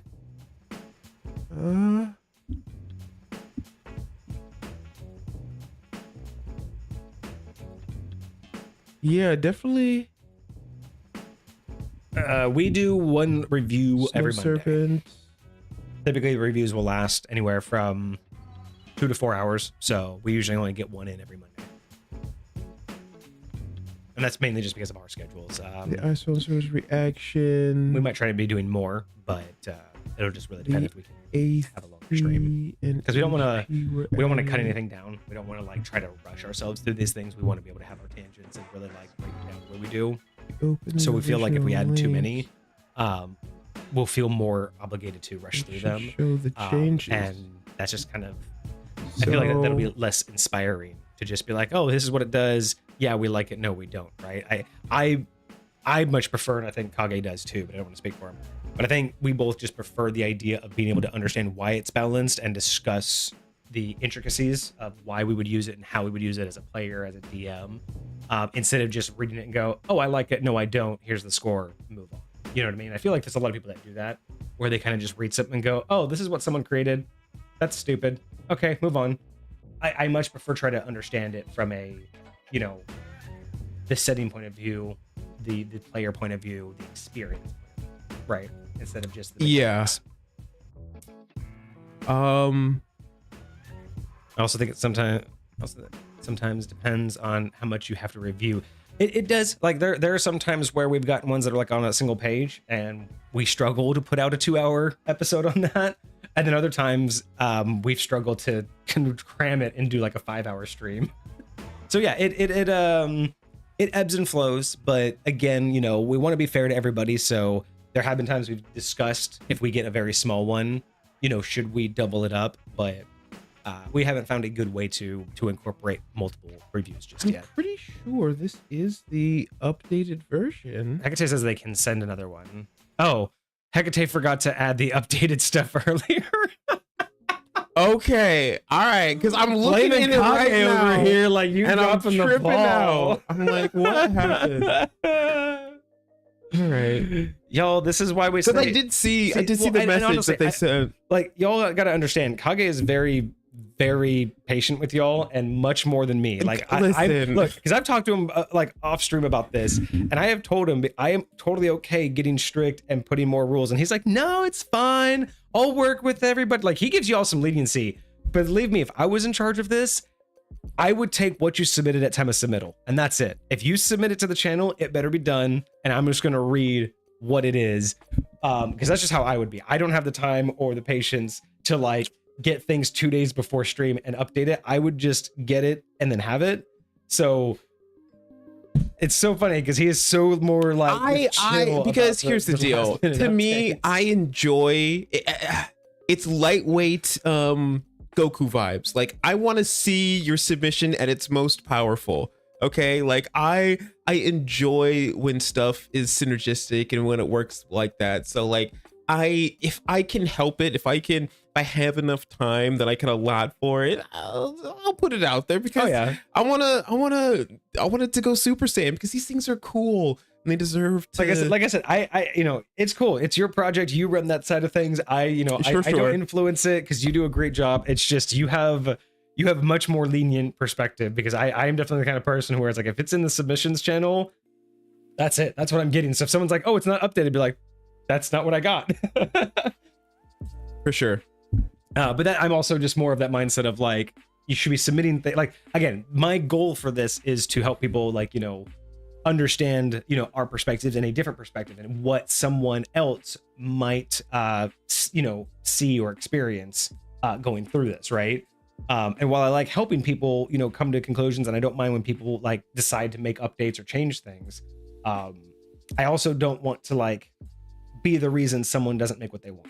You know what I mean? I much prefer completed things being submitted. That's why we did the home brewing channel in Discord, is that's for the things that are not complete. That's for the things that you want to work on that we can all give, you know, feedback on. But for these, you know, there is part of me that's just like, I don't want something that's incomplete, and I don't want to be the one to help you complete it, because I don't want to be the influence. Like, I don't mind helping out with ideas, but at the end of the day, I don't want to be the thing that like finished your project. I want your project to be your project, and I want you to be happy with it. I don't want to be the reason why you made a decision because you want me to be happy with it, or you want it to be closely related to High Point. Because I love doing the High Point comparisons, but I hope people understand, like, it's great to inspire me and give me things for my world, but that's not what I'm looking for. Like, I'm not looking for inspiration. So I hope people aren't trying to create things for me. Yeah. Because getting a good score just means I want to use it, but that doesn't mean it is good, right? Because again, some things that might work for High Point may not work for other people's realms, and they may think it's bad. So that's just my biggest thing of why I think I'm less lenient, is because I don't want to feel responsible. Like, I don't mind when someone says, hey, that's a great idea, I'm going to change it. Like, cool, I'm glad that you like the idea and that you see it beneficial. I just don't want to be the guy that goes, this is how I would have finished it, and they go, cool, I'm going to do exactly what you said. That's the last thing. And that's why I'll say, for the most part, I've never done that on a re-review. I've never had updates on a re-review. And so for the most part, this is before they've ever gotten your perspective. And so I wouldn't consider these changes to, you know, get a better High Point score, but it's just maybe they thought of something that made more sense to them, like after having thought about it for a while, because that's happened to me a lot. I've done that at work too, where I'm like, I've been done with the project for like a week, and I'll be like, I finally submit it, and then like literally the next day I'll be like, I missed something. And that's just the thing, is you don't think about it until you think you're done with the project, and you're like, nope, I wasn't done, but you swore up and down everything was complete, and then as soon as you say hit send, you're like, fuck, well, I could have edited this. So I totally get it. I'm also guilty of it. But that's why it's beneficial that you run that program and not me. For sure. I'm all right. So do you have the update? Yes. For the reaction? So here is the verbiage for the reaction. Glacial Barrier. When Icebound Sorcerer is hit by an attack, it can use its reaction to create a wall of ice as per the wall of ice spell between itself and the attacker. The wall lasts until the start of the sorcerer's next turn, or until it is destroyed with an AC of 12 and HP of 15, dealing no damage with ice. Okay, so it's basically AC of 12, 30 hit points. So has the same AC, half the hit points, and it doesn't do the ice damage as well as ice does. Okay. So it has like a little bit of a step down. It's nice that it doesn't do the damage. I will say that is a huge improvement. But beyond that, I still think it's going to be very annoying. I still think it's going to be the least entertaining part about the entire challenge of this encounter. I will say this. Hit by an attack. See, I would do this. So tell me how you feel about this, because my mindset goes to, when I think of glacial barrier, I'm almost thinking lightweight earthbending type stuff.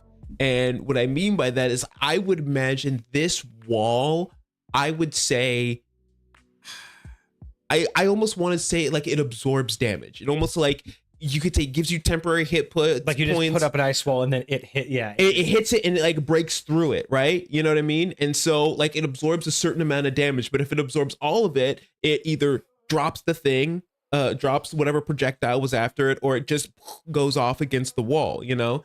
And so like I think if instead of doing this, creating an entire structure on the battlefield as a reaction, I think if you just created something that was meant to be broken and destroyed or only last for a second, you could almost use it like the shield spell. It like just maybe increases your AC, like or like hit, it has this much HP between you and them, and it can get destroyed. But I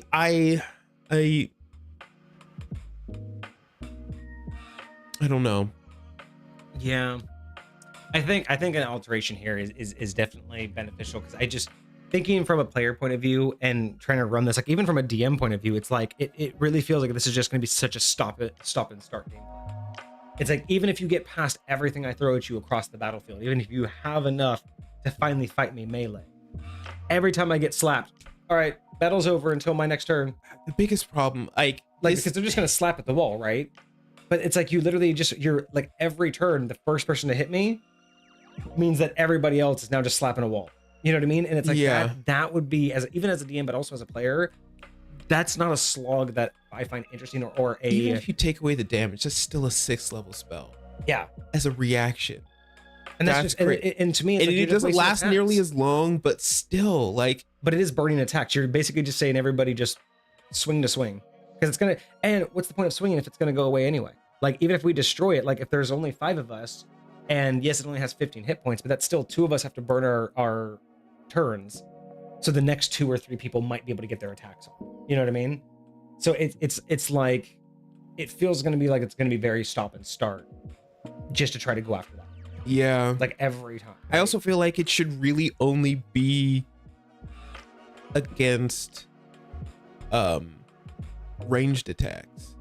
Like I feel like using this in melee, I'll say this though, I don't know why this particular spell is not on their list. What is it called? Let me look for it. Armor of Agathis. This is a warlock spell, but it says a protective magical force surrounds you, manifesting as spectral frost covered crystals. You gain temporary hit points for the duration. If a creature hits you with a melee attack while you have these hit points, the creature takes 5 cold damage. Yeah. Like they just take reactionary cold. Like I would like that better than this, right? Like specifically, maybe because you would have to choose between melee and ranged on this one, but like I would say melee attacks against you, you just have this cold aura. Like no matter what, when somebody hits you, they take or you could use your reaction to give them X amount of cold damage or whatever. Oh yeah. There are also multi attacks though at this level, so one can trigger it, destroy it if the fighting fighters and paladins. Oh yeah. No, I mean, like I said, I recognize that I'm just looking at it from like just moment to moment gameplay. It just feels like every time, you know, the new initiative round happens, it's like, unless you really can get it all out, the first hit is going to pop the ice wall. The next 2 hits are going to bring down the ice wall. The next 2 hits are going to have, hit the mage. The mage is going to do something. The sorcerer is going to do something and then reset. He's going to get hit. The ice wall comes up. Boom, boom. The ice wall comes down. And I just don't know if that feels, because again, like the aura, at least there's a tacticalness. You can kind of work, get in, get out, do the damage. Don't start your turn in the aura. There feels like there's more tactical gameplay there. With this, it just kind of feels like we're just like it's almost like a mechanic built just to extend the length of the fight. Yeah. You know what I mean? You're just adding like these temporary, almost like temporary minions just pop out and you have to kill them real quick to continue. Yeah. So I think that's my only concern. I like your idea of being able to just alter it to where, again, if as a reaction, you can just pump back damage. Like, that's fine. I totally get that. It could kind of work like the Rogue's Evasion. Right. I was also thinking too,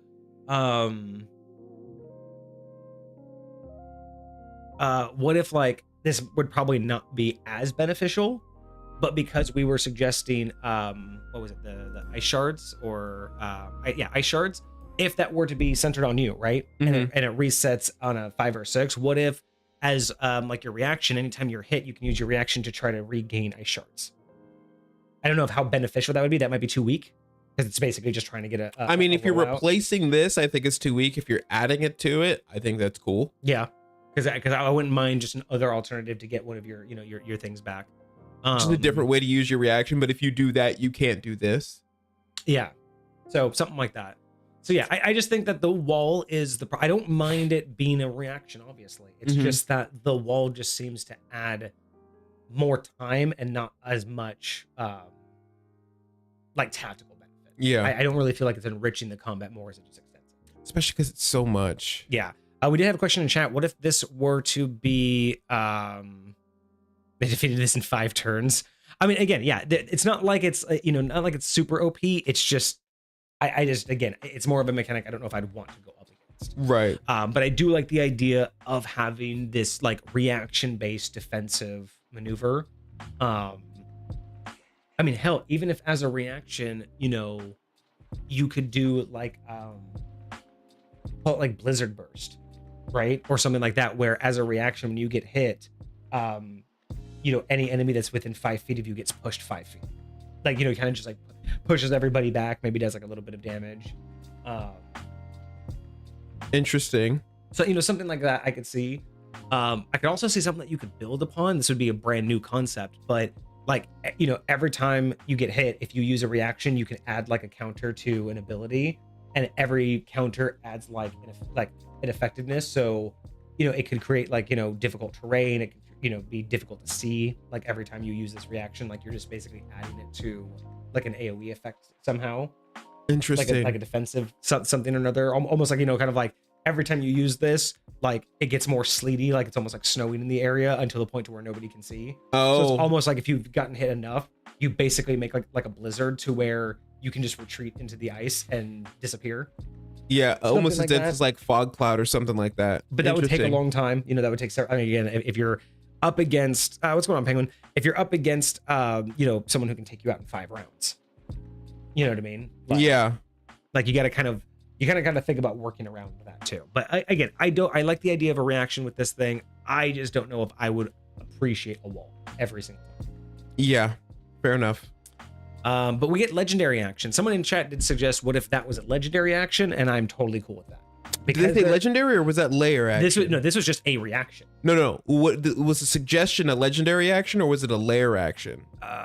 Layer action. A layer action. Okay. Either one, I think, would I'm not sense, as they're a little bit familiar limited. as how layer actions work. I think they only can get triggered at the top of the round, as opposed to legendary actions can get triggered in between any of your opponents. They're like instance versus like initiative. Yeah. And that's what I'm thinking too, is like I would not mind Glacial Barrier being more like a legendary action or something, like a reaction that could happen at any point. Just at any point he could just be like, Dome, I'm just pause for everything. Yeah. Especially if you're gonna do like Fireball and he's like, nope, Dome of Ice. Although, you know what would change everything about this? What's that? If you tied it to the number of uses you have of that spell. Because if you go up to their spell list, Ice Wall is something they can cast 3 times a day. Oh, so as a reaction, it uses up your times a day of being able to do it. That would change everything for me. It would be like you're casting this spell every time you want to do it like that. Instead of as a reaction, or you can use a reaction to create a wall of ice, you would just you can use a reaction to cast wall of ice. I love that. And then you don't even have to worry about taking away the damage and stuff. Hell, just let it be wall of ice. Honestly, hell, at that, I mean, I'm totally fine with that, but I even I wouldn't mind giving him a reaction where if he takes damage, he can cast any of his spells. Like, whether it's wall of ice or not, I kind of just... I mean, theoretically, what is it called? But that's only for opportunity attacks. For opportunity, there's a thing where you can cast your spells as opportunity attacks. What is it called? I forget. I know what you're talking about though. But yeah, something I think that Warcaster. There we go. Yes, yeah. So I think that would be great if this was just either casting. Oh, thank you for the follow, Penguin. Appreciate you. Welcome. Thank you. Yeah, I really think I like that. I think either just casting the spell, because then it would limit how many times per day, and that would make Wall of Ice a much more versatile spell in this combat. Because, originally it would be just to kind of stop them from moving along the battlefield, but now it would actually be able to be saved up those other two uses later games. So I 100% agree with that, but I also wouldn't mind seeing it just be as a reaction. They can cast any of their spells. Yeah. Like any of these specific spells, right? Like any of their daily spells, we should say. Specifically, any of their daily spells. So any of these could be cast at their reaction. Oh, okay, got you. Whether it's the once per day or 3 times per day. Not the cantrips. Not the cantrips. I would say that you could burn one of these as your reaction. I think that's dope. I think that would make it way more interesting and versatile, more fun for the DM to play, and a lot more unpredictable for the party. Interesting. Penguins make a 2 D&D characters that are similar to each other and pocketing one for a future campaign. Hey, that's fantastic. Always get that synergy and that consistency in early. Heck yeah. All right, so let's look at our legendary actions. So the Icebound Sorcerer can take 2 legendary actions, choosing from the options below. Only 1 legendary action can be used at a time, and only 1 at the end of another creature's turn. The Icebound Sorcerer regains spent legendary actions at the start of its turn. So yeah, legendary actions only at the end of another creature's turn, and 1 at a time. So we get Frostbite. The Ice Sorcerer casts Frostbite or Ray of Frost. The cantrips. Yeah, it's basically like a in between the round use of their cantrip. Yeah, I mean, not upset about it. Wouldn't mind it being something. I mean, I kind of always thought I've always thought of like legendary actions being kind of like their own thing. Mm-hmm. So I wouldn't mind it have been like a little bit of a uniqueness, especially if it was like specific to like I would have loved to have one of these where it's like, if you've made it difficult terrain, or if there's difficult terrain, or if it's cold and snowy, this legendary action does something. So it kind of makes you want to use one of your spells to turn it into difficult terrain. So then this legendary action does that, right? Like being able to if it's slippery terrain, being able to alter it to where you slide all party members like 10 feet in like an area because you've altered the terrain to be slippery and on a hill. That would be a cool lair action. Yeah, I think that would be a sick lair action. So that would be kind of. But no, I do get what you're saying. Like even just like, hey, if it's difficult terrain out there, you can choose like people within like a certain range of you to just do damage to, something like that. Oh, legendary action, because you can cast things that make difficult terrain and make like a bunch of stuff. What if the legendary action was that you could move difficult terrain? So if you have difficult, if you've put difficult terrain somewhere on the battlefield, imagine your legendary action could like shift it. Interesting. That's very cool. I do like that idea. Because that one wouldn't be as annoying, right? It would just basically mean that the sorcerer's keeping the upper hand by constantly keeping the party in difficult terrain and in ice. But that's really not that terrible. Like if you were just in the tundra, if you're split up, if you're like outside of whatever the range of the difficult terrain is, now depending on if you're talking about something like Sleet Storm, because I'm pretty sure that's a 60-foot radius, which is 120 feet across. So you probably wouldn't need to, but yeah, you know what I'm saying is like the idea of just being able to again, I like the idea of stacking. I don't mind this because it does work as legendary actions just to kind of put out some more damage. Sure. But I wouldn't mind seeing something that was like related to like encouraging you to do a spell first to then get the benefits of this.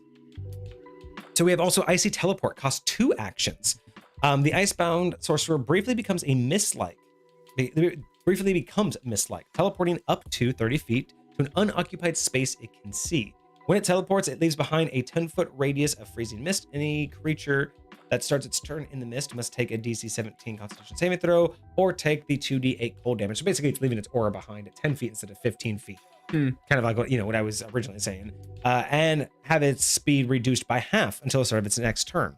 So kind of I don't mind that at all. Interesting. So the Icy Teleport. So yeah, I'm definitely going to double down that the added of Glacier Barrier and Icy Teleport, I think, would decrease my level of enjoyment about this fight.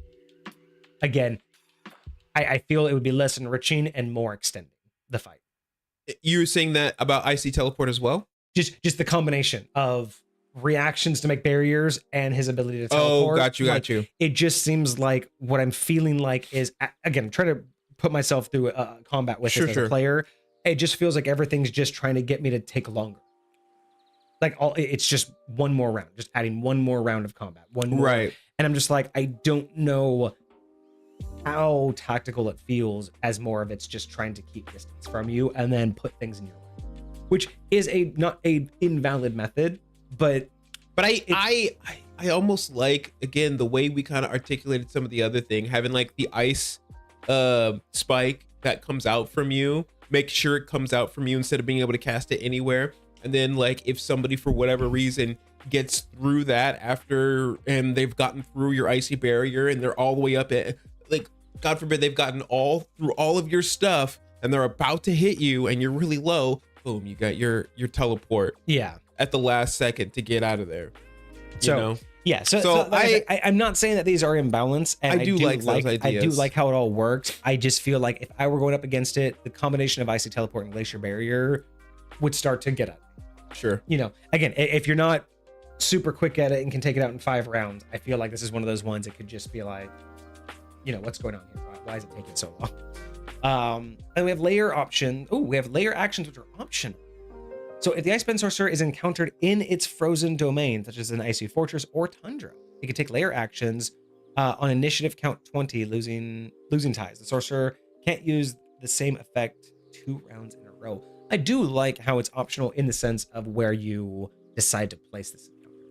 So I do like that you have this level of, this can just be a higher level encounter, or we can move this all the way up to BBEG. Almost like a built-in BBEG. How they defeated yours, they silenced it, which totally makes sense. Yeah, throw silence, they can't cast anything. Then Dimension Doored it with the Barbarian grappling it, and they jumped off the Drake, beating it on the ground as they fell 120 feet. Wild. Just wild. Yeah, talk about being clever. You know what I'm saying? Like, yeah. Because I've only been imagining this just on a large battlefield out in the open, or like in a cave system, with this guy on one side, and you guys just trudging through everything he's throwing at you, until you get to them, and then basically you just can't keep hitting him repeatedly because he has all this shit. We haven't even gotten to the fact that he has a mount. Yeah. Like, so I'm not gonna lie though, if the Barbarian was grabbing me, I would have just teleported out of his grip. I'd have been like, nah, bro, we're not doing this. Yeah. So yeah, interesting. Okay, so layer actions, if they're in the right place, we have Icy Winds. Howling winds fill a 60-foot radius. Centered on a point within 120 feet, the area becomes heavily obscured and ranged weapon attack have disadvantage. The effect lasts until the start of the sorcerer's next turn. Yeah, I mean, there's nothing wrong with that. Definitely feels like what we would want to see in like a controlled space. I don't know how long layer actions normally last, so I don't know if that's standard or if it should last longer. Yeah, usually the start. Time. See, I feel like it should just last for like the round, because like, what if the sorcerer's turn is next? Then it just turns off right away. Like, I feel like it should at least go for like a full round. Now, I do think that the sorcerer should get to choose what happens when that round is up, or whatever the case may be. But I mean, if you, yeah. Interesting. Okay. I mean, I guess the idea is that you do this, and then it's the entire party's entire initiative to try and figure out what they're doing, being affected by it, and then it comes back to the sorcerer. So I think that's maybe the mindset of it. But overall, I don't dislike the ability. And we have freezing ground. The ground in a 30-foot radius centered on a point the sorcerer can see within 60 feet becomes coated in ice. Each creature in that area must make a DC 17 dexterity saving throw or fall prone. The area becomes difficult terrain for 1 minute. Interesting.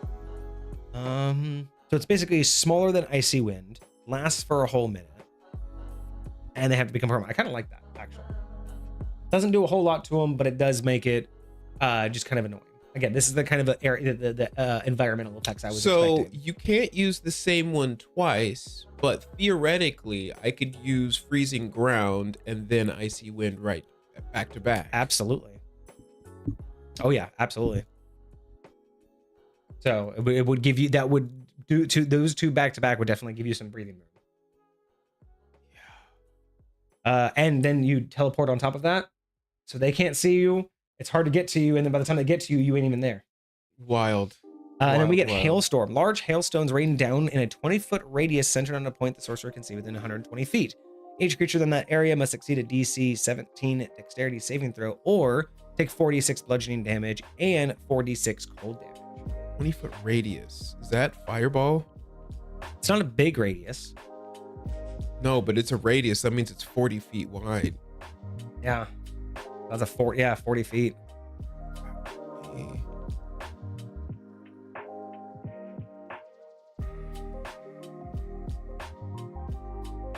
I don't mind the damage. 20-foot radius. I don't mind the damage though. I mean, the damage output seems like pretty substantial. And that's the thing, right? It's like, because you have all of these, and because of just the amount of damage you're going to be walking through to this, I feel like the balance really needs to be in once you've made it across them. And again, we're not talking about it being on its mount or anything else. I'm just talking about just thinking of a 5-person party against this single like BBEG level mage. Think about like a one shot, right? Put just a basic, party of like 15 level characters through this guy, or even 10 level characters. Because we're talking about lair actions down there. We're talking about if it's in its castle. Are you going to have this Drake? If you're in your throne room of your castle, are you going to be mounting your Drake? Well, and that's the other thing too. We don't know what it can do. So that's where. But that's why, would you have your Drake with you in every scenario? Sure. Would you have your Drake with you again? And maybe you do. Maybe you're just that dude, and you've got your mount sitting next to you, next to your throne at all times. Yeah.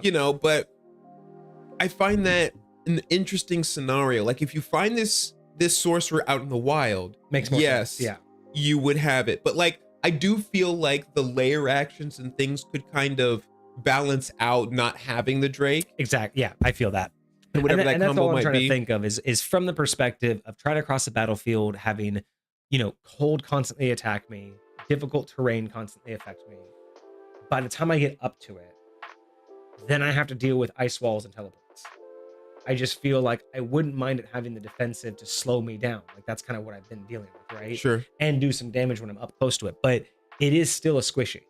And I feel like I want to be able to, I feel like with this entire encounter and the way that it's built, I feel like if you want to extend the time, don't try to extend the fight after I've solved the puzzle. Like don't punish me for solving the puzzle or like getting across the battlefield. Just make it more challenging to get to the sorcerer. Make it a thing to where by the time you get to him, you basically have won. Now you just got to get a few hits off him. And he has a few more tricks up his sleeve in case you took a lot of damage getting to him. But that's where like my mentality would be, right? Is the idea is the challenge is getting to him, which is kind of like what you would expect the concept of most mages to be, right? Most spellcasters, you think once you get to him, it's solved. Yeah. But this guy's really focused on just putting out as much in your way. Ice walls, difficult terrain, snowstorms. Like everything he's trying to do is basically just get you to not cross his threshold. So once you get to him, I feel like putting so much even more in the way of how long it's going to take, I feel is like where I feel like I would just start to be like, okay, it's just yet another round. I hit him. Okay, ice wall again. All right, break down the ice wall. All right, honestly, let's hit him again. Oh, he teleported. Like it just feels like I would like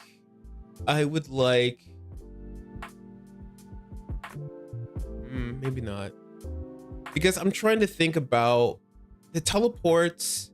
I like, but I also don't like how often you get to use it. I don't like the fact that you can use it every single round. And that's what I'm just talking about, is like, just from the point of view of like, if I've gotten past all your magic, I still can't hit you, or I can, but only, you know what I mean? It's like, it just feels like it's still just, it's like the, you know, I feel like it it's needs like to be attached right? to something else. Like, I almost wanted to make it a spell, but not, because I would want it to, you know, you don't get to use it. Like, I don't want it to be using, I don't know. It just didn't feel right to be a spell.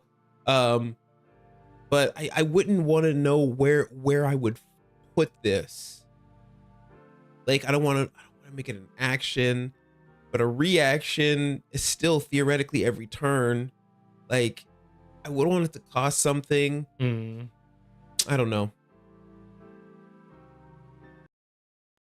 Maybe proficiency modifier or charisma modifier number of times or something like that. Yeah, that would totally make sense too. So yeah, I mean, again, overall, I love the idea of this thing. Like in general, this is a phenomenal idea. It's giving me some unique ideas on, because this feels, for a creature, like for a encounter creature to find, you know, if you're just looking to build a unique encounter, I think this is fantastic, and this is much more what I would prefer to see in builds. Even by itself, I like it. I like it a lot. Oh yeah, and like I said, I want to see this as a playable character based on the abilities here. I think for me, my biggest things is it just feels like it's more focused on prolonging the fight than it is providing a tactical engagement, like a puzzle. So Sure. that's all of my adjustments would just simply be to make it feel more rewarding at the end of it, and make it feel like I'm solving different layers of a puzzle, not just, you know, swinging 2 extra rounds or 3 extra rounds because he has some way of putting it in. I love everything about it. I really like the idea of stacking these in such a way that it feels like we're overcoming different challenges. Another change that I had forgotten to include was 3 legendary points instead of just 2. So where it says they start off with 2, they would actually start off with 3. Gotcha. Okay. So that does help a little bit too. So yeah, I think that's my only thing is I think it's really good as inspiration. I think that it's going in an amazing direction. I'd be really curious to try it out. I just feel like I would alter a few things to make it feel like I'm not just spending more time, but I'm actually having to think through it a little bit more. I am really curious. I think maybe the next item from Hecate should be the Drake, so we can see the better picture. I can do that. I also definitely think that would be worth just adding all to this. Like, you could even say just like up here, like, you know, or even after like legendary actions or layer actions, you can also say optional mount. And this creature also optionally comes with a mount. Right. Or you can even put it next, like what you were saying. It could be layer actions or optional layer actions or mount. Right. And then that way you can either just decide like, hey, I like that. Here's a creature I gave you. If you choose to have it as a higher type BBEG for like a one shot, it has layer actions. If it's more of just a high level fight, it has a mount.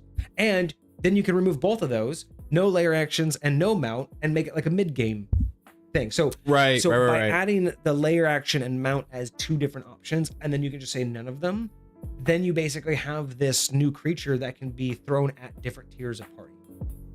I like that. It gives it a lot more variety and play with what you're actually doing with it. Yeah. So I think this is phenomenal.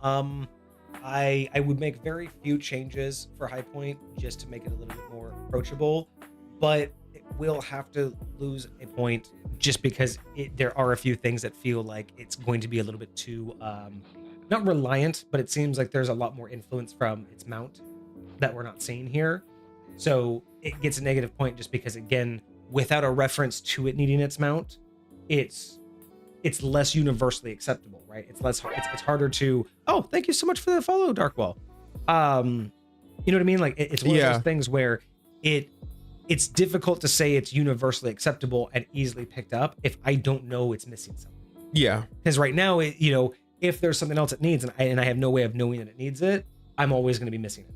So that I have to take that into account in terms of how applicable it would be to High Point. I obviously need the other piece and I don't know. Sure. But otherwise, it's still a really cool idea. It really aligns a lot with how I do like NPC encounters in like thinking about the lore, thinking about where they're coming from, thinking about like the area that they're in, and instead of it just being straight mechanics, this looks a lot more like it was put in mind of what is the entire encounter experience. Yeah, because a lot of the times these builds with creatures, it's just mechanics to make the fight difficult. A hard creature to hit has a lot of life and does a lot of damage to you, but not a lot of them really present challenges, really present an idea that you have to overcome certain aspects. And this I really like, because it's not just about ice, right? It's just more about the environment itself that you're overcoming. Some of these things do damage, some of them slow you, some of them make it difficult to see, and all of that could make for a really interesting and dynamic gameplay, as long as it doesn't feel like by the time that you feel like you've solved all the puzzles and completed it, it's still taking forever just because there's certain things you can't get around, like ice walls and teleports. That's my only situation there. So other than that, though, really, I do like it. So what do I really suggest? This was all fine. I think suggesting the cold and frightened adjustment, these were fine. I think there was a small adjustment to frigid aura that I would do. Small change to ice shards. Bigger change to glacial barrier. And everything else seemed to be mostly okay.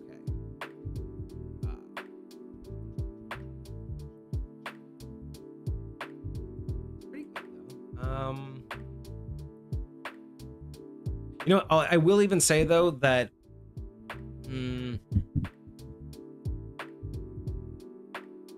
no, because that's more for inspired hype, not inspired to others. So we'll give it a 6. Still pretty high. It's still pretty good. I just feel like I would have to make too many changes. And I just, it would be a 7, but I have to take away that point for it being reliant on something else. Fair enough. Or at least potentially too reliant on something, to where if the other thing would balance it, then it probably should have just come as a package deal or be referenced. Like even just at the very top, even just saying a note, this creature works best when paired with this mount, which is another aspect of I wouldn't mind.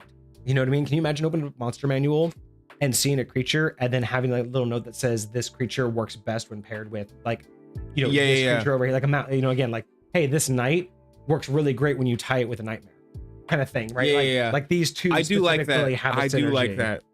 That's probably another good AMDMG idea. Right. So I think that's what I'm going to go ahead and do. Is I think a 6 is totally worth it. I think it has a lot of potential. I think it's really good, and most things don't need changing. These are just the changes that I would make to make it more applicable to High Point. But I do think that as is, while I gave it a little bit of a hard time for, the ice wall, the glacial barrier, I don't think that this is inaccessible to most people. I do think that as is, most DMs could pick this up and run a good game with it. I think this could be a very good encounter. I just think that it's not the type of encounter I want.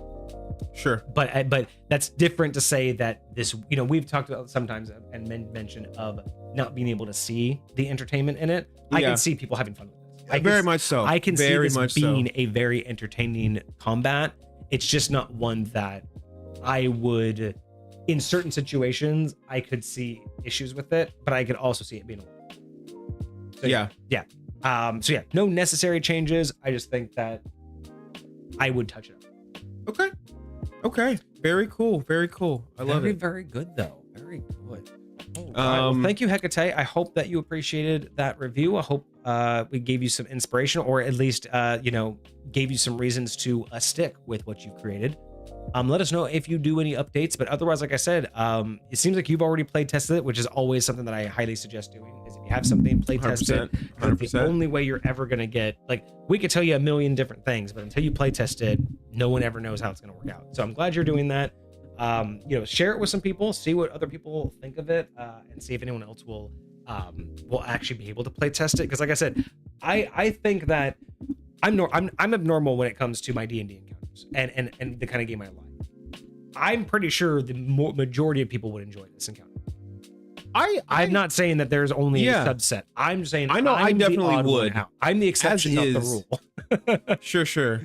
So yeah, I would highly suggest, trying to get this into more games, or, offering this to any DMs that and seeing how they like it. Because I really do think that a lot of DMs can have fun with this.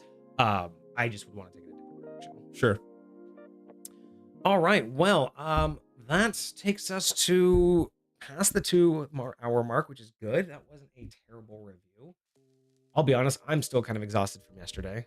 If you guys weren't there, we did a 10-hour stream, a little bit of a specialty stream yesterday. It was absolute insanity. Yes, it was. I don't even remember everything we talked about, but all the things. We talked about all the things. Literally all the things. But yeah, so for the rest of this week, I may or may not try to jump on some video games after work in the evenings. So if you do see me, come by, drop an emo, keep me company.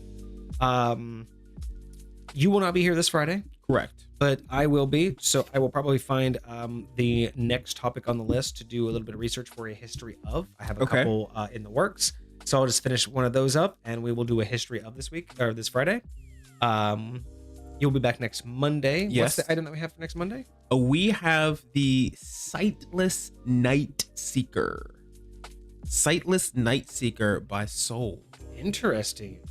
I was going to be happy with just Sightless Night, but then you said Night Seeker, and I'm like, what the fuck is that? That's going to be way more interesting. Yes. Oh, what is Hecate's average? Hecate's new average is 7, and I totally forgot that I updated my post, and so when I threw it in the Discord, it automatically showed up as average. So I was like, hey, that's cool. So your average now is 7. Congratulations. Still above average. Very nice. We love it. And so I may also be doing some gaming streams this weekend. We'll see. I have some other things that I want to do. But also exciting news, not necessarily for the stream, but exciting for me. I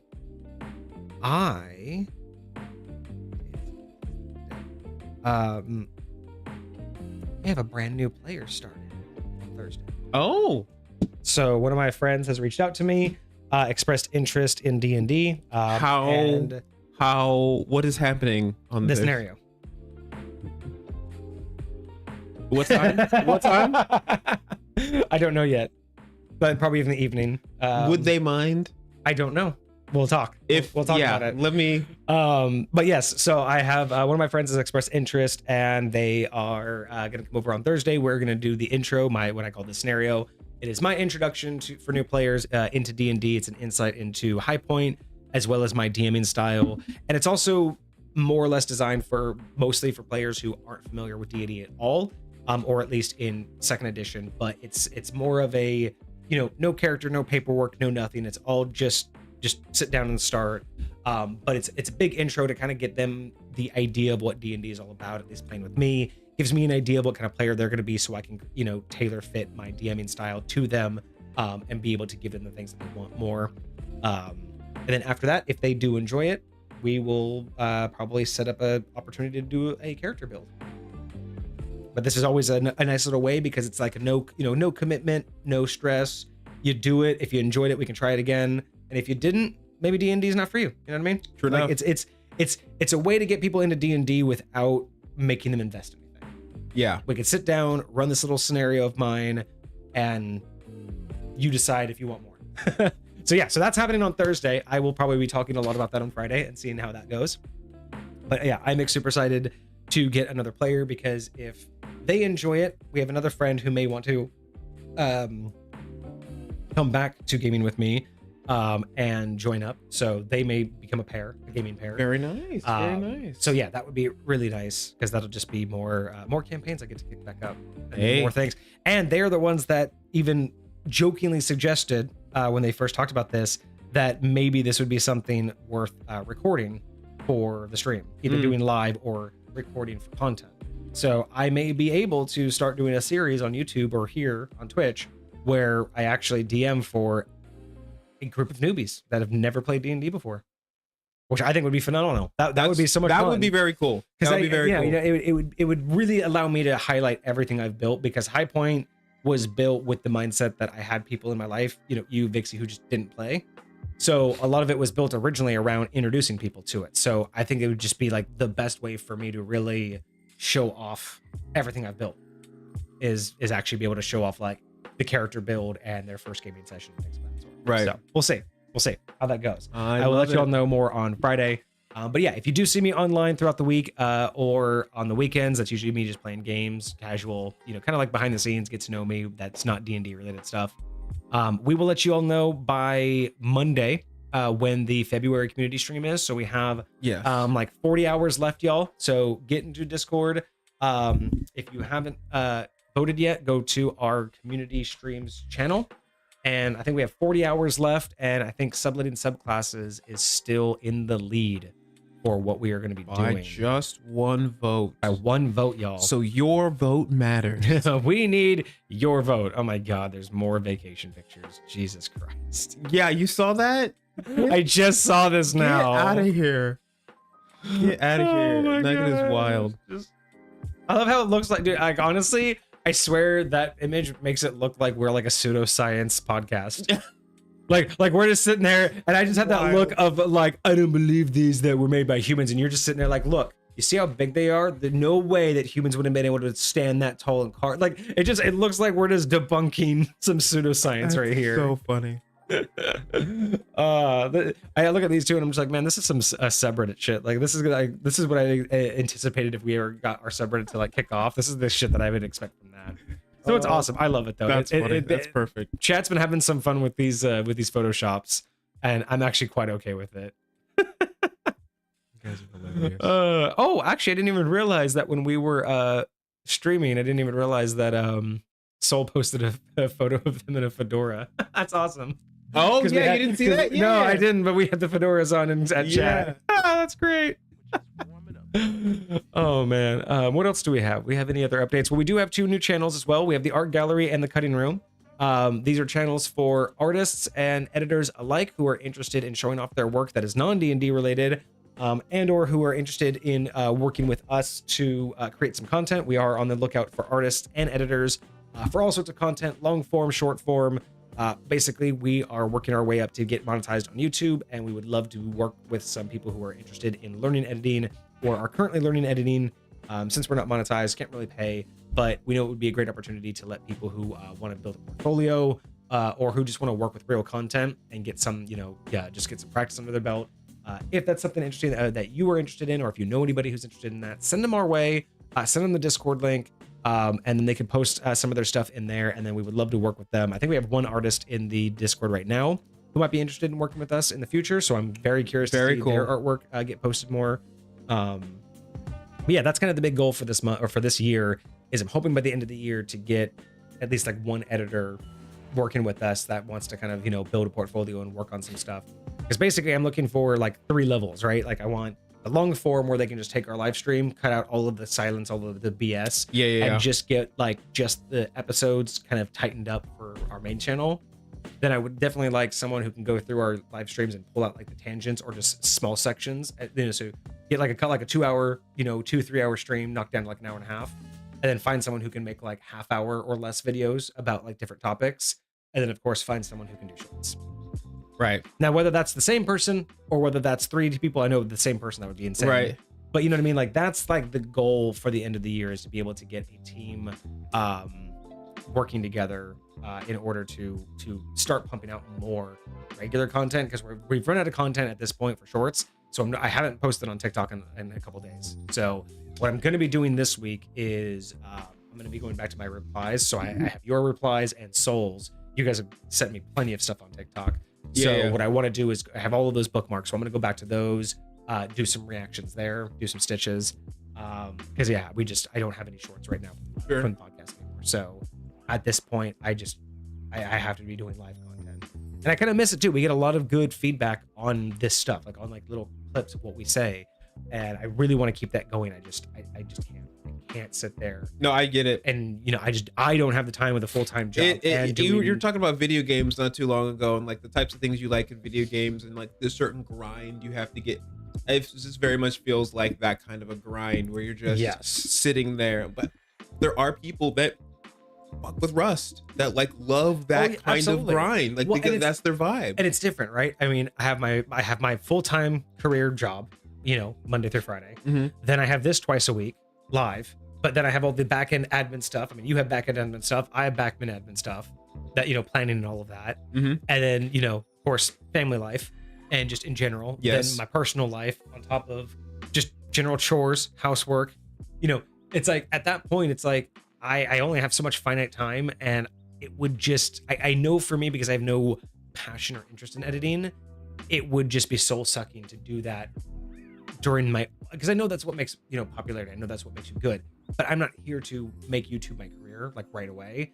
I would get that if we wanted to make YouTube the career, that's what I should be doing, like just grinding out editing.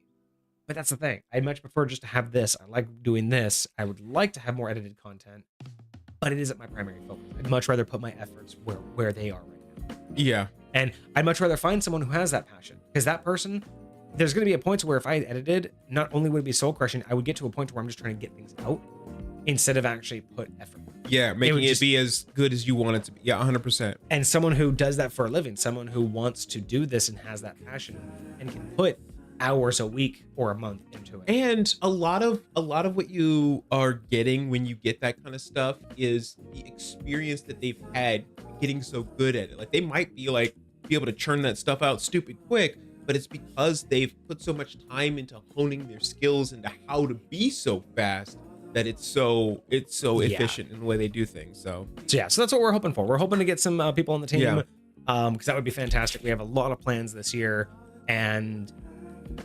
it's so funny. Like, originally planning to have this as a solo gig, and having Kage on the team has just really, especially the last year, has shown me like, I don't want to, we're not here to get like a big company going, but a small tight knit team, 2 or 3 more people doing a few little like things here and there, I think would really allow us to get to that point of doing a lot more that we want to do in the series. Yeah. I think what's kind of just holding us back right now is, obviously just real life, of course, and schedules. But it's just a lot of those other little things that we're not able to take care of right now.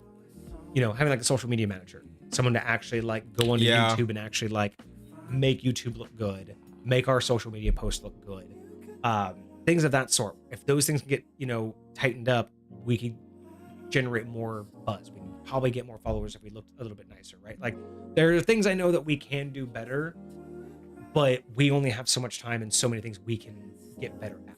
I'd much rather put my effort into getting better at this and finding people who are getting better at, who want to get better at those things. Yeah. You know what I mean? Like, you do all of like the coding and the software admin stuff, which is great because that's your passion. So it's 10 times easier to let you delve into your passion and make us better than me just try to find the quickest solution to the thing I need. Yeah. And no, I totally get that. I can focus on the things that I enjoy, which is like creating new series and reaching out to, other people, and trying to, decide like how we want to like, evolve into the next stage, doing like the branding and all of that in the background. Like, right. Those are the things that I enjoy doing, but I don't want to sit there and just edit. I don't want to proofread shit. All right. Anyway, enough of that. I think it's going to be us for the rest of the day. So we will be back on Friday. Kage will be back on Monday. If you see me, I'll be gaming. Are you streaming tomorrow? Unfortunately, I have some homework that I've been sent home with my job. I have some training that I have to get done. So depending on how quickly or slowly that ends up going, we will see what happens. All right. Well, Kage normally streams every Tuesday, so if you do see him online, go and check that out. I'm gonna shout him out real quick.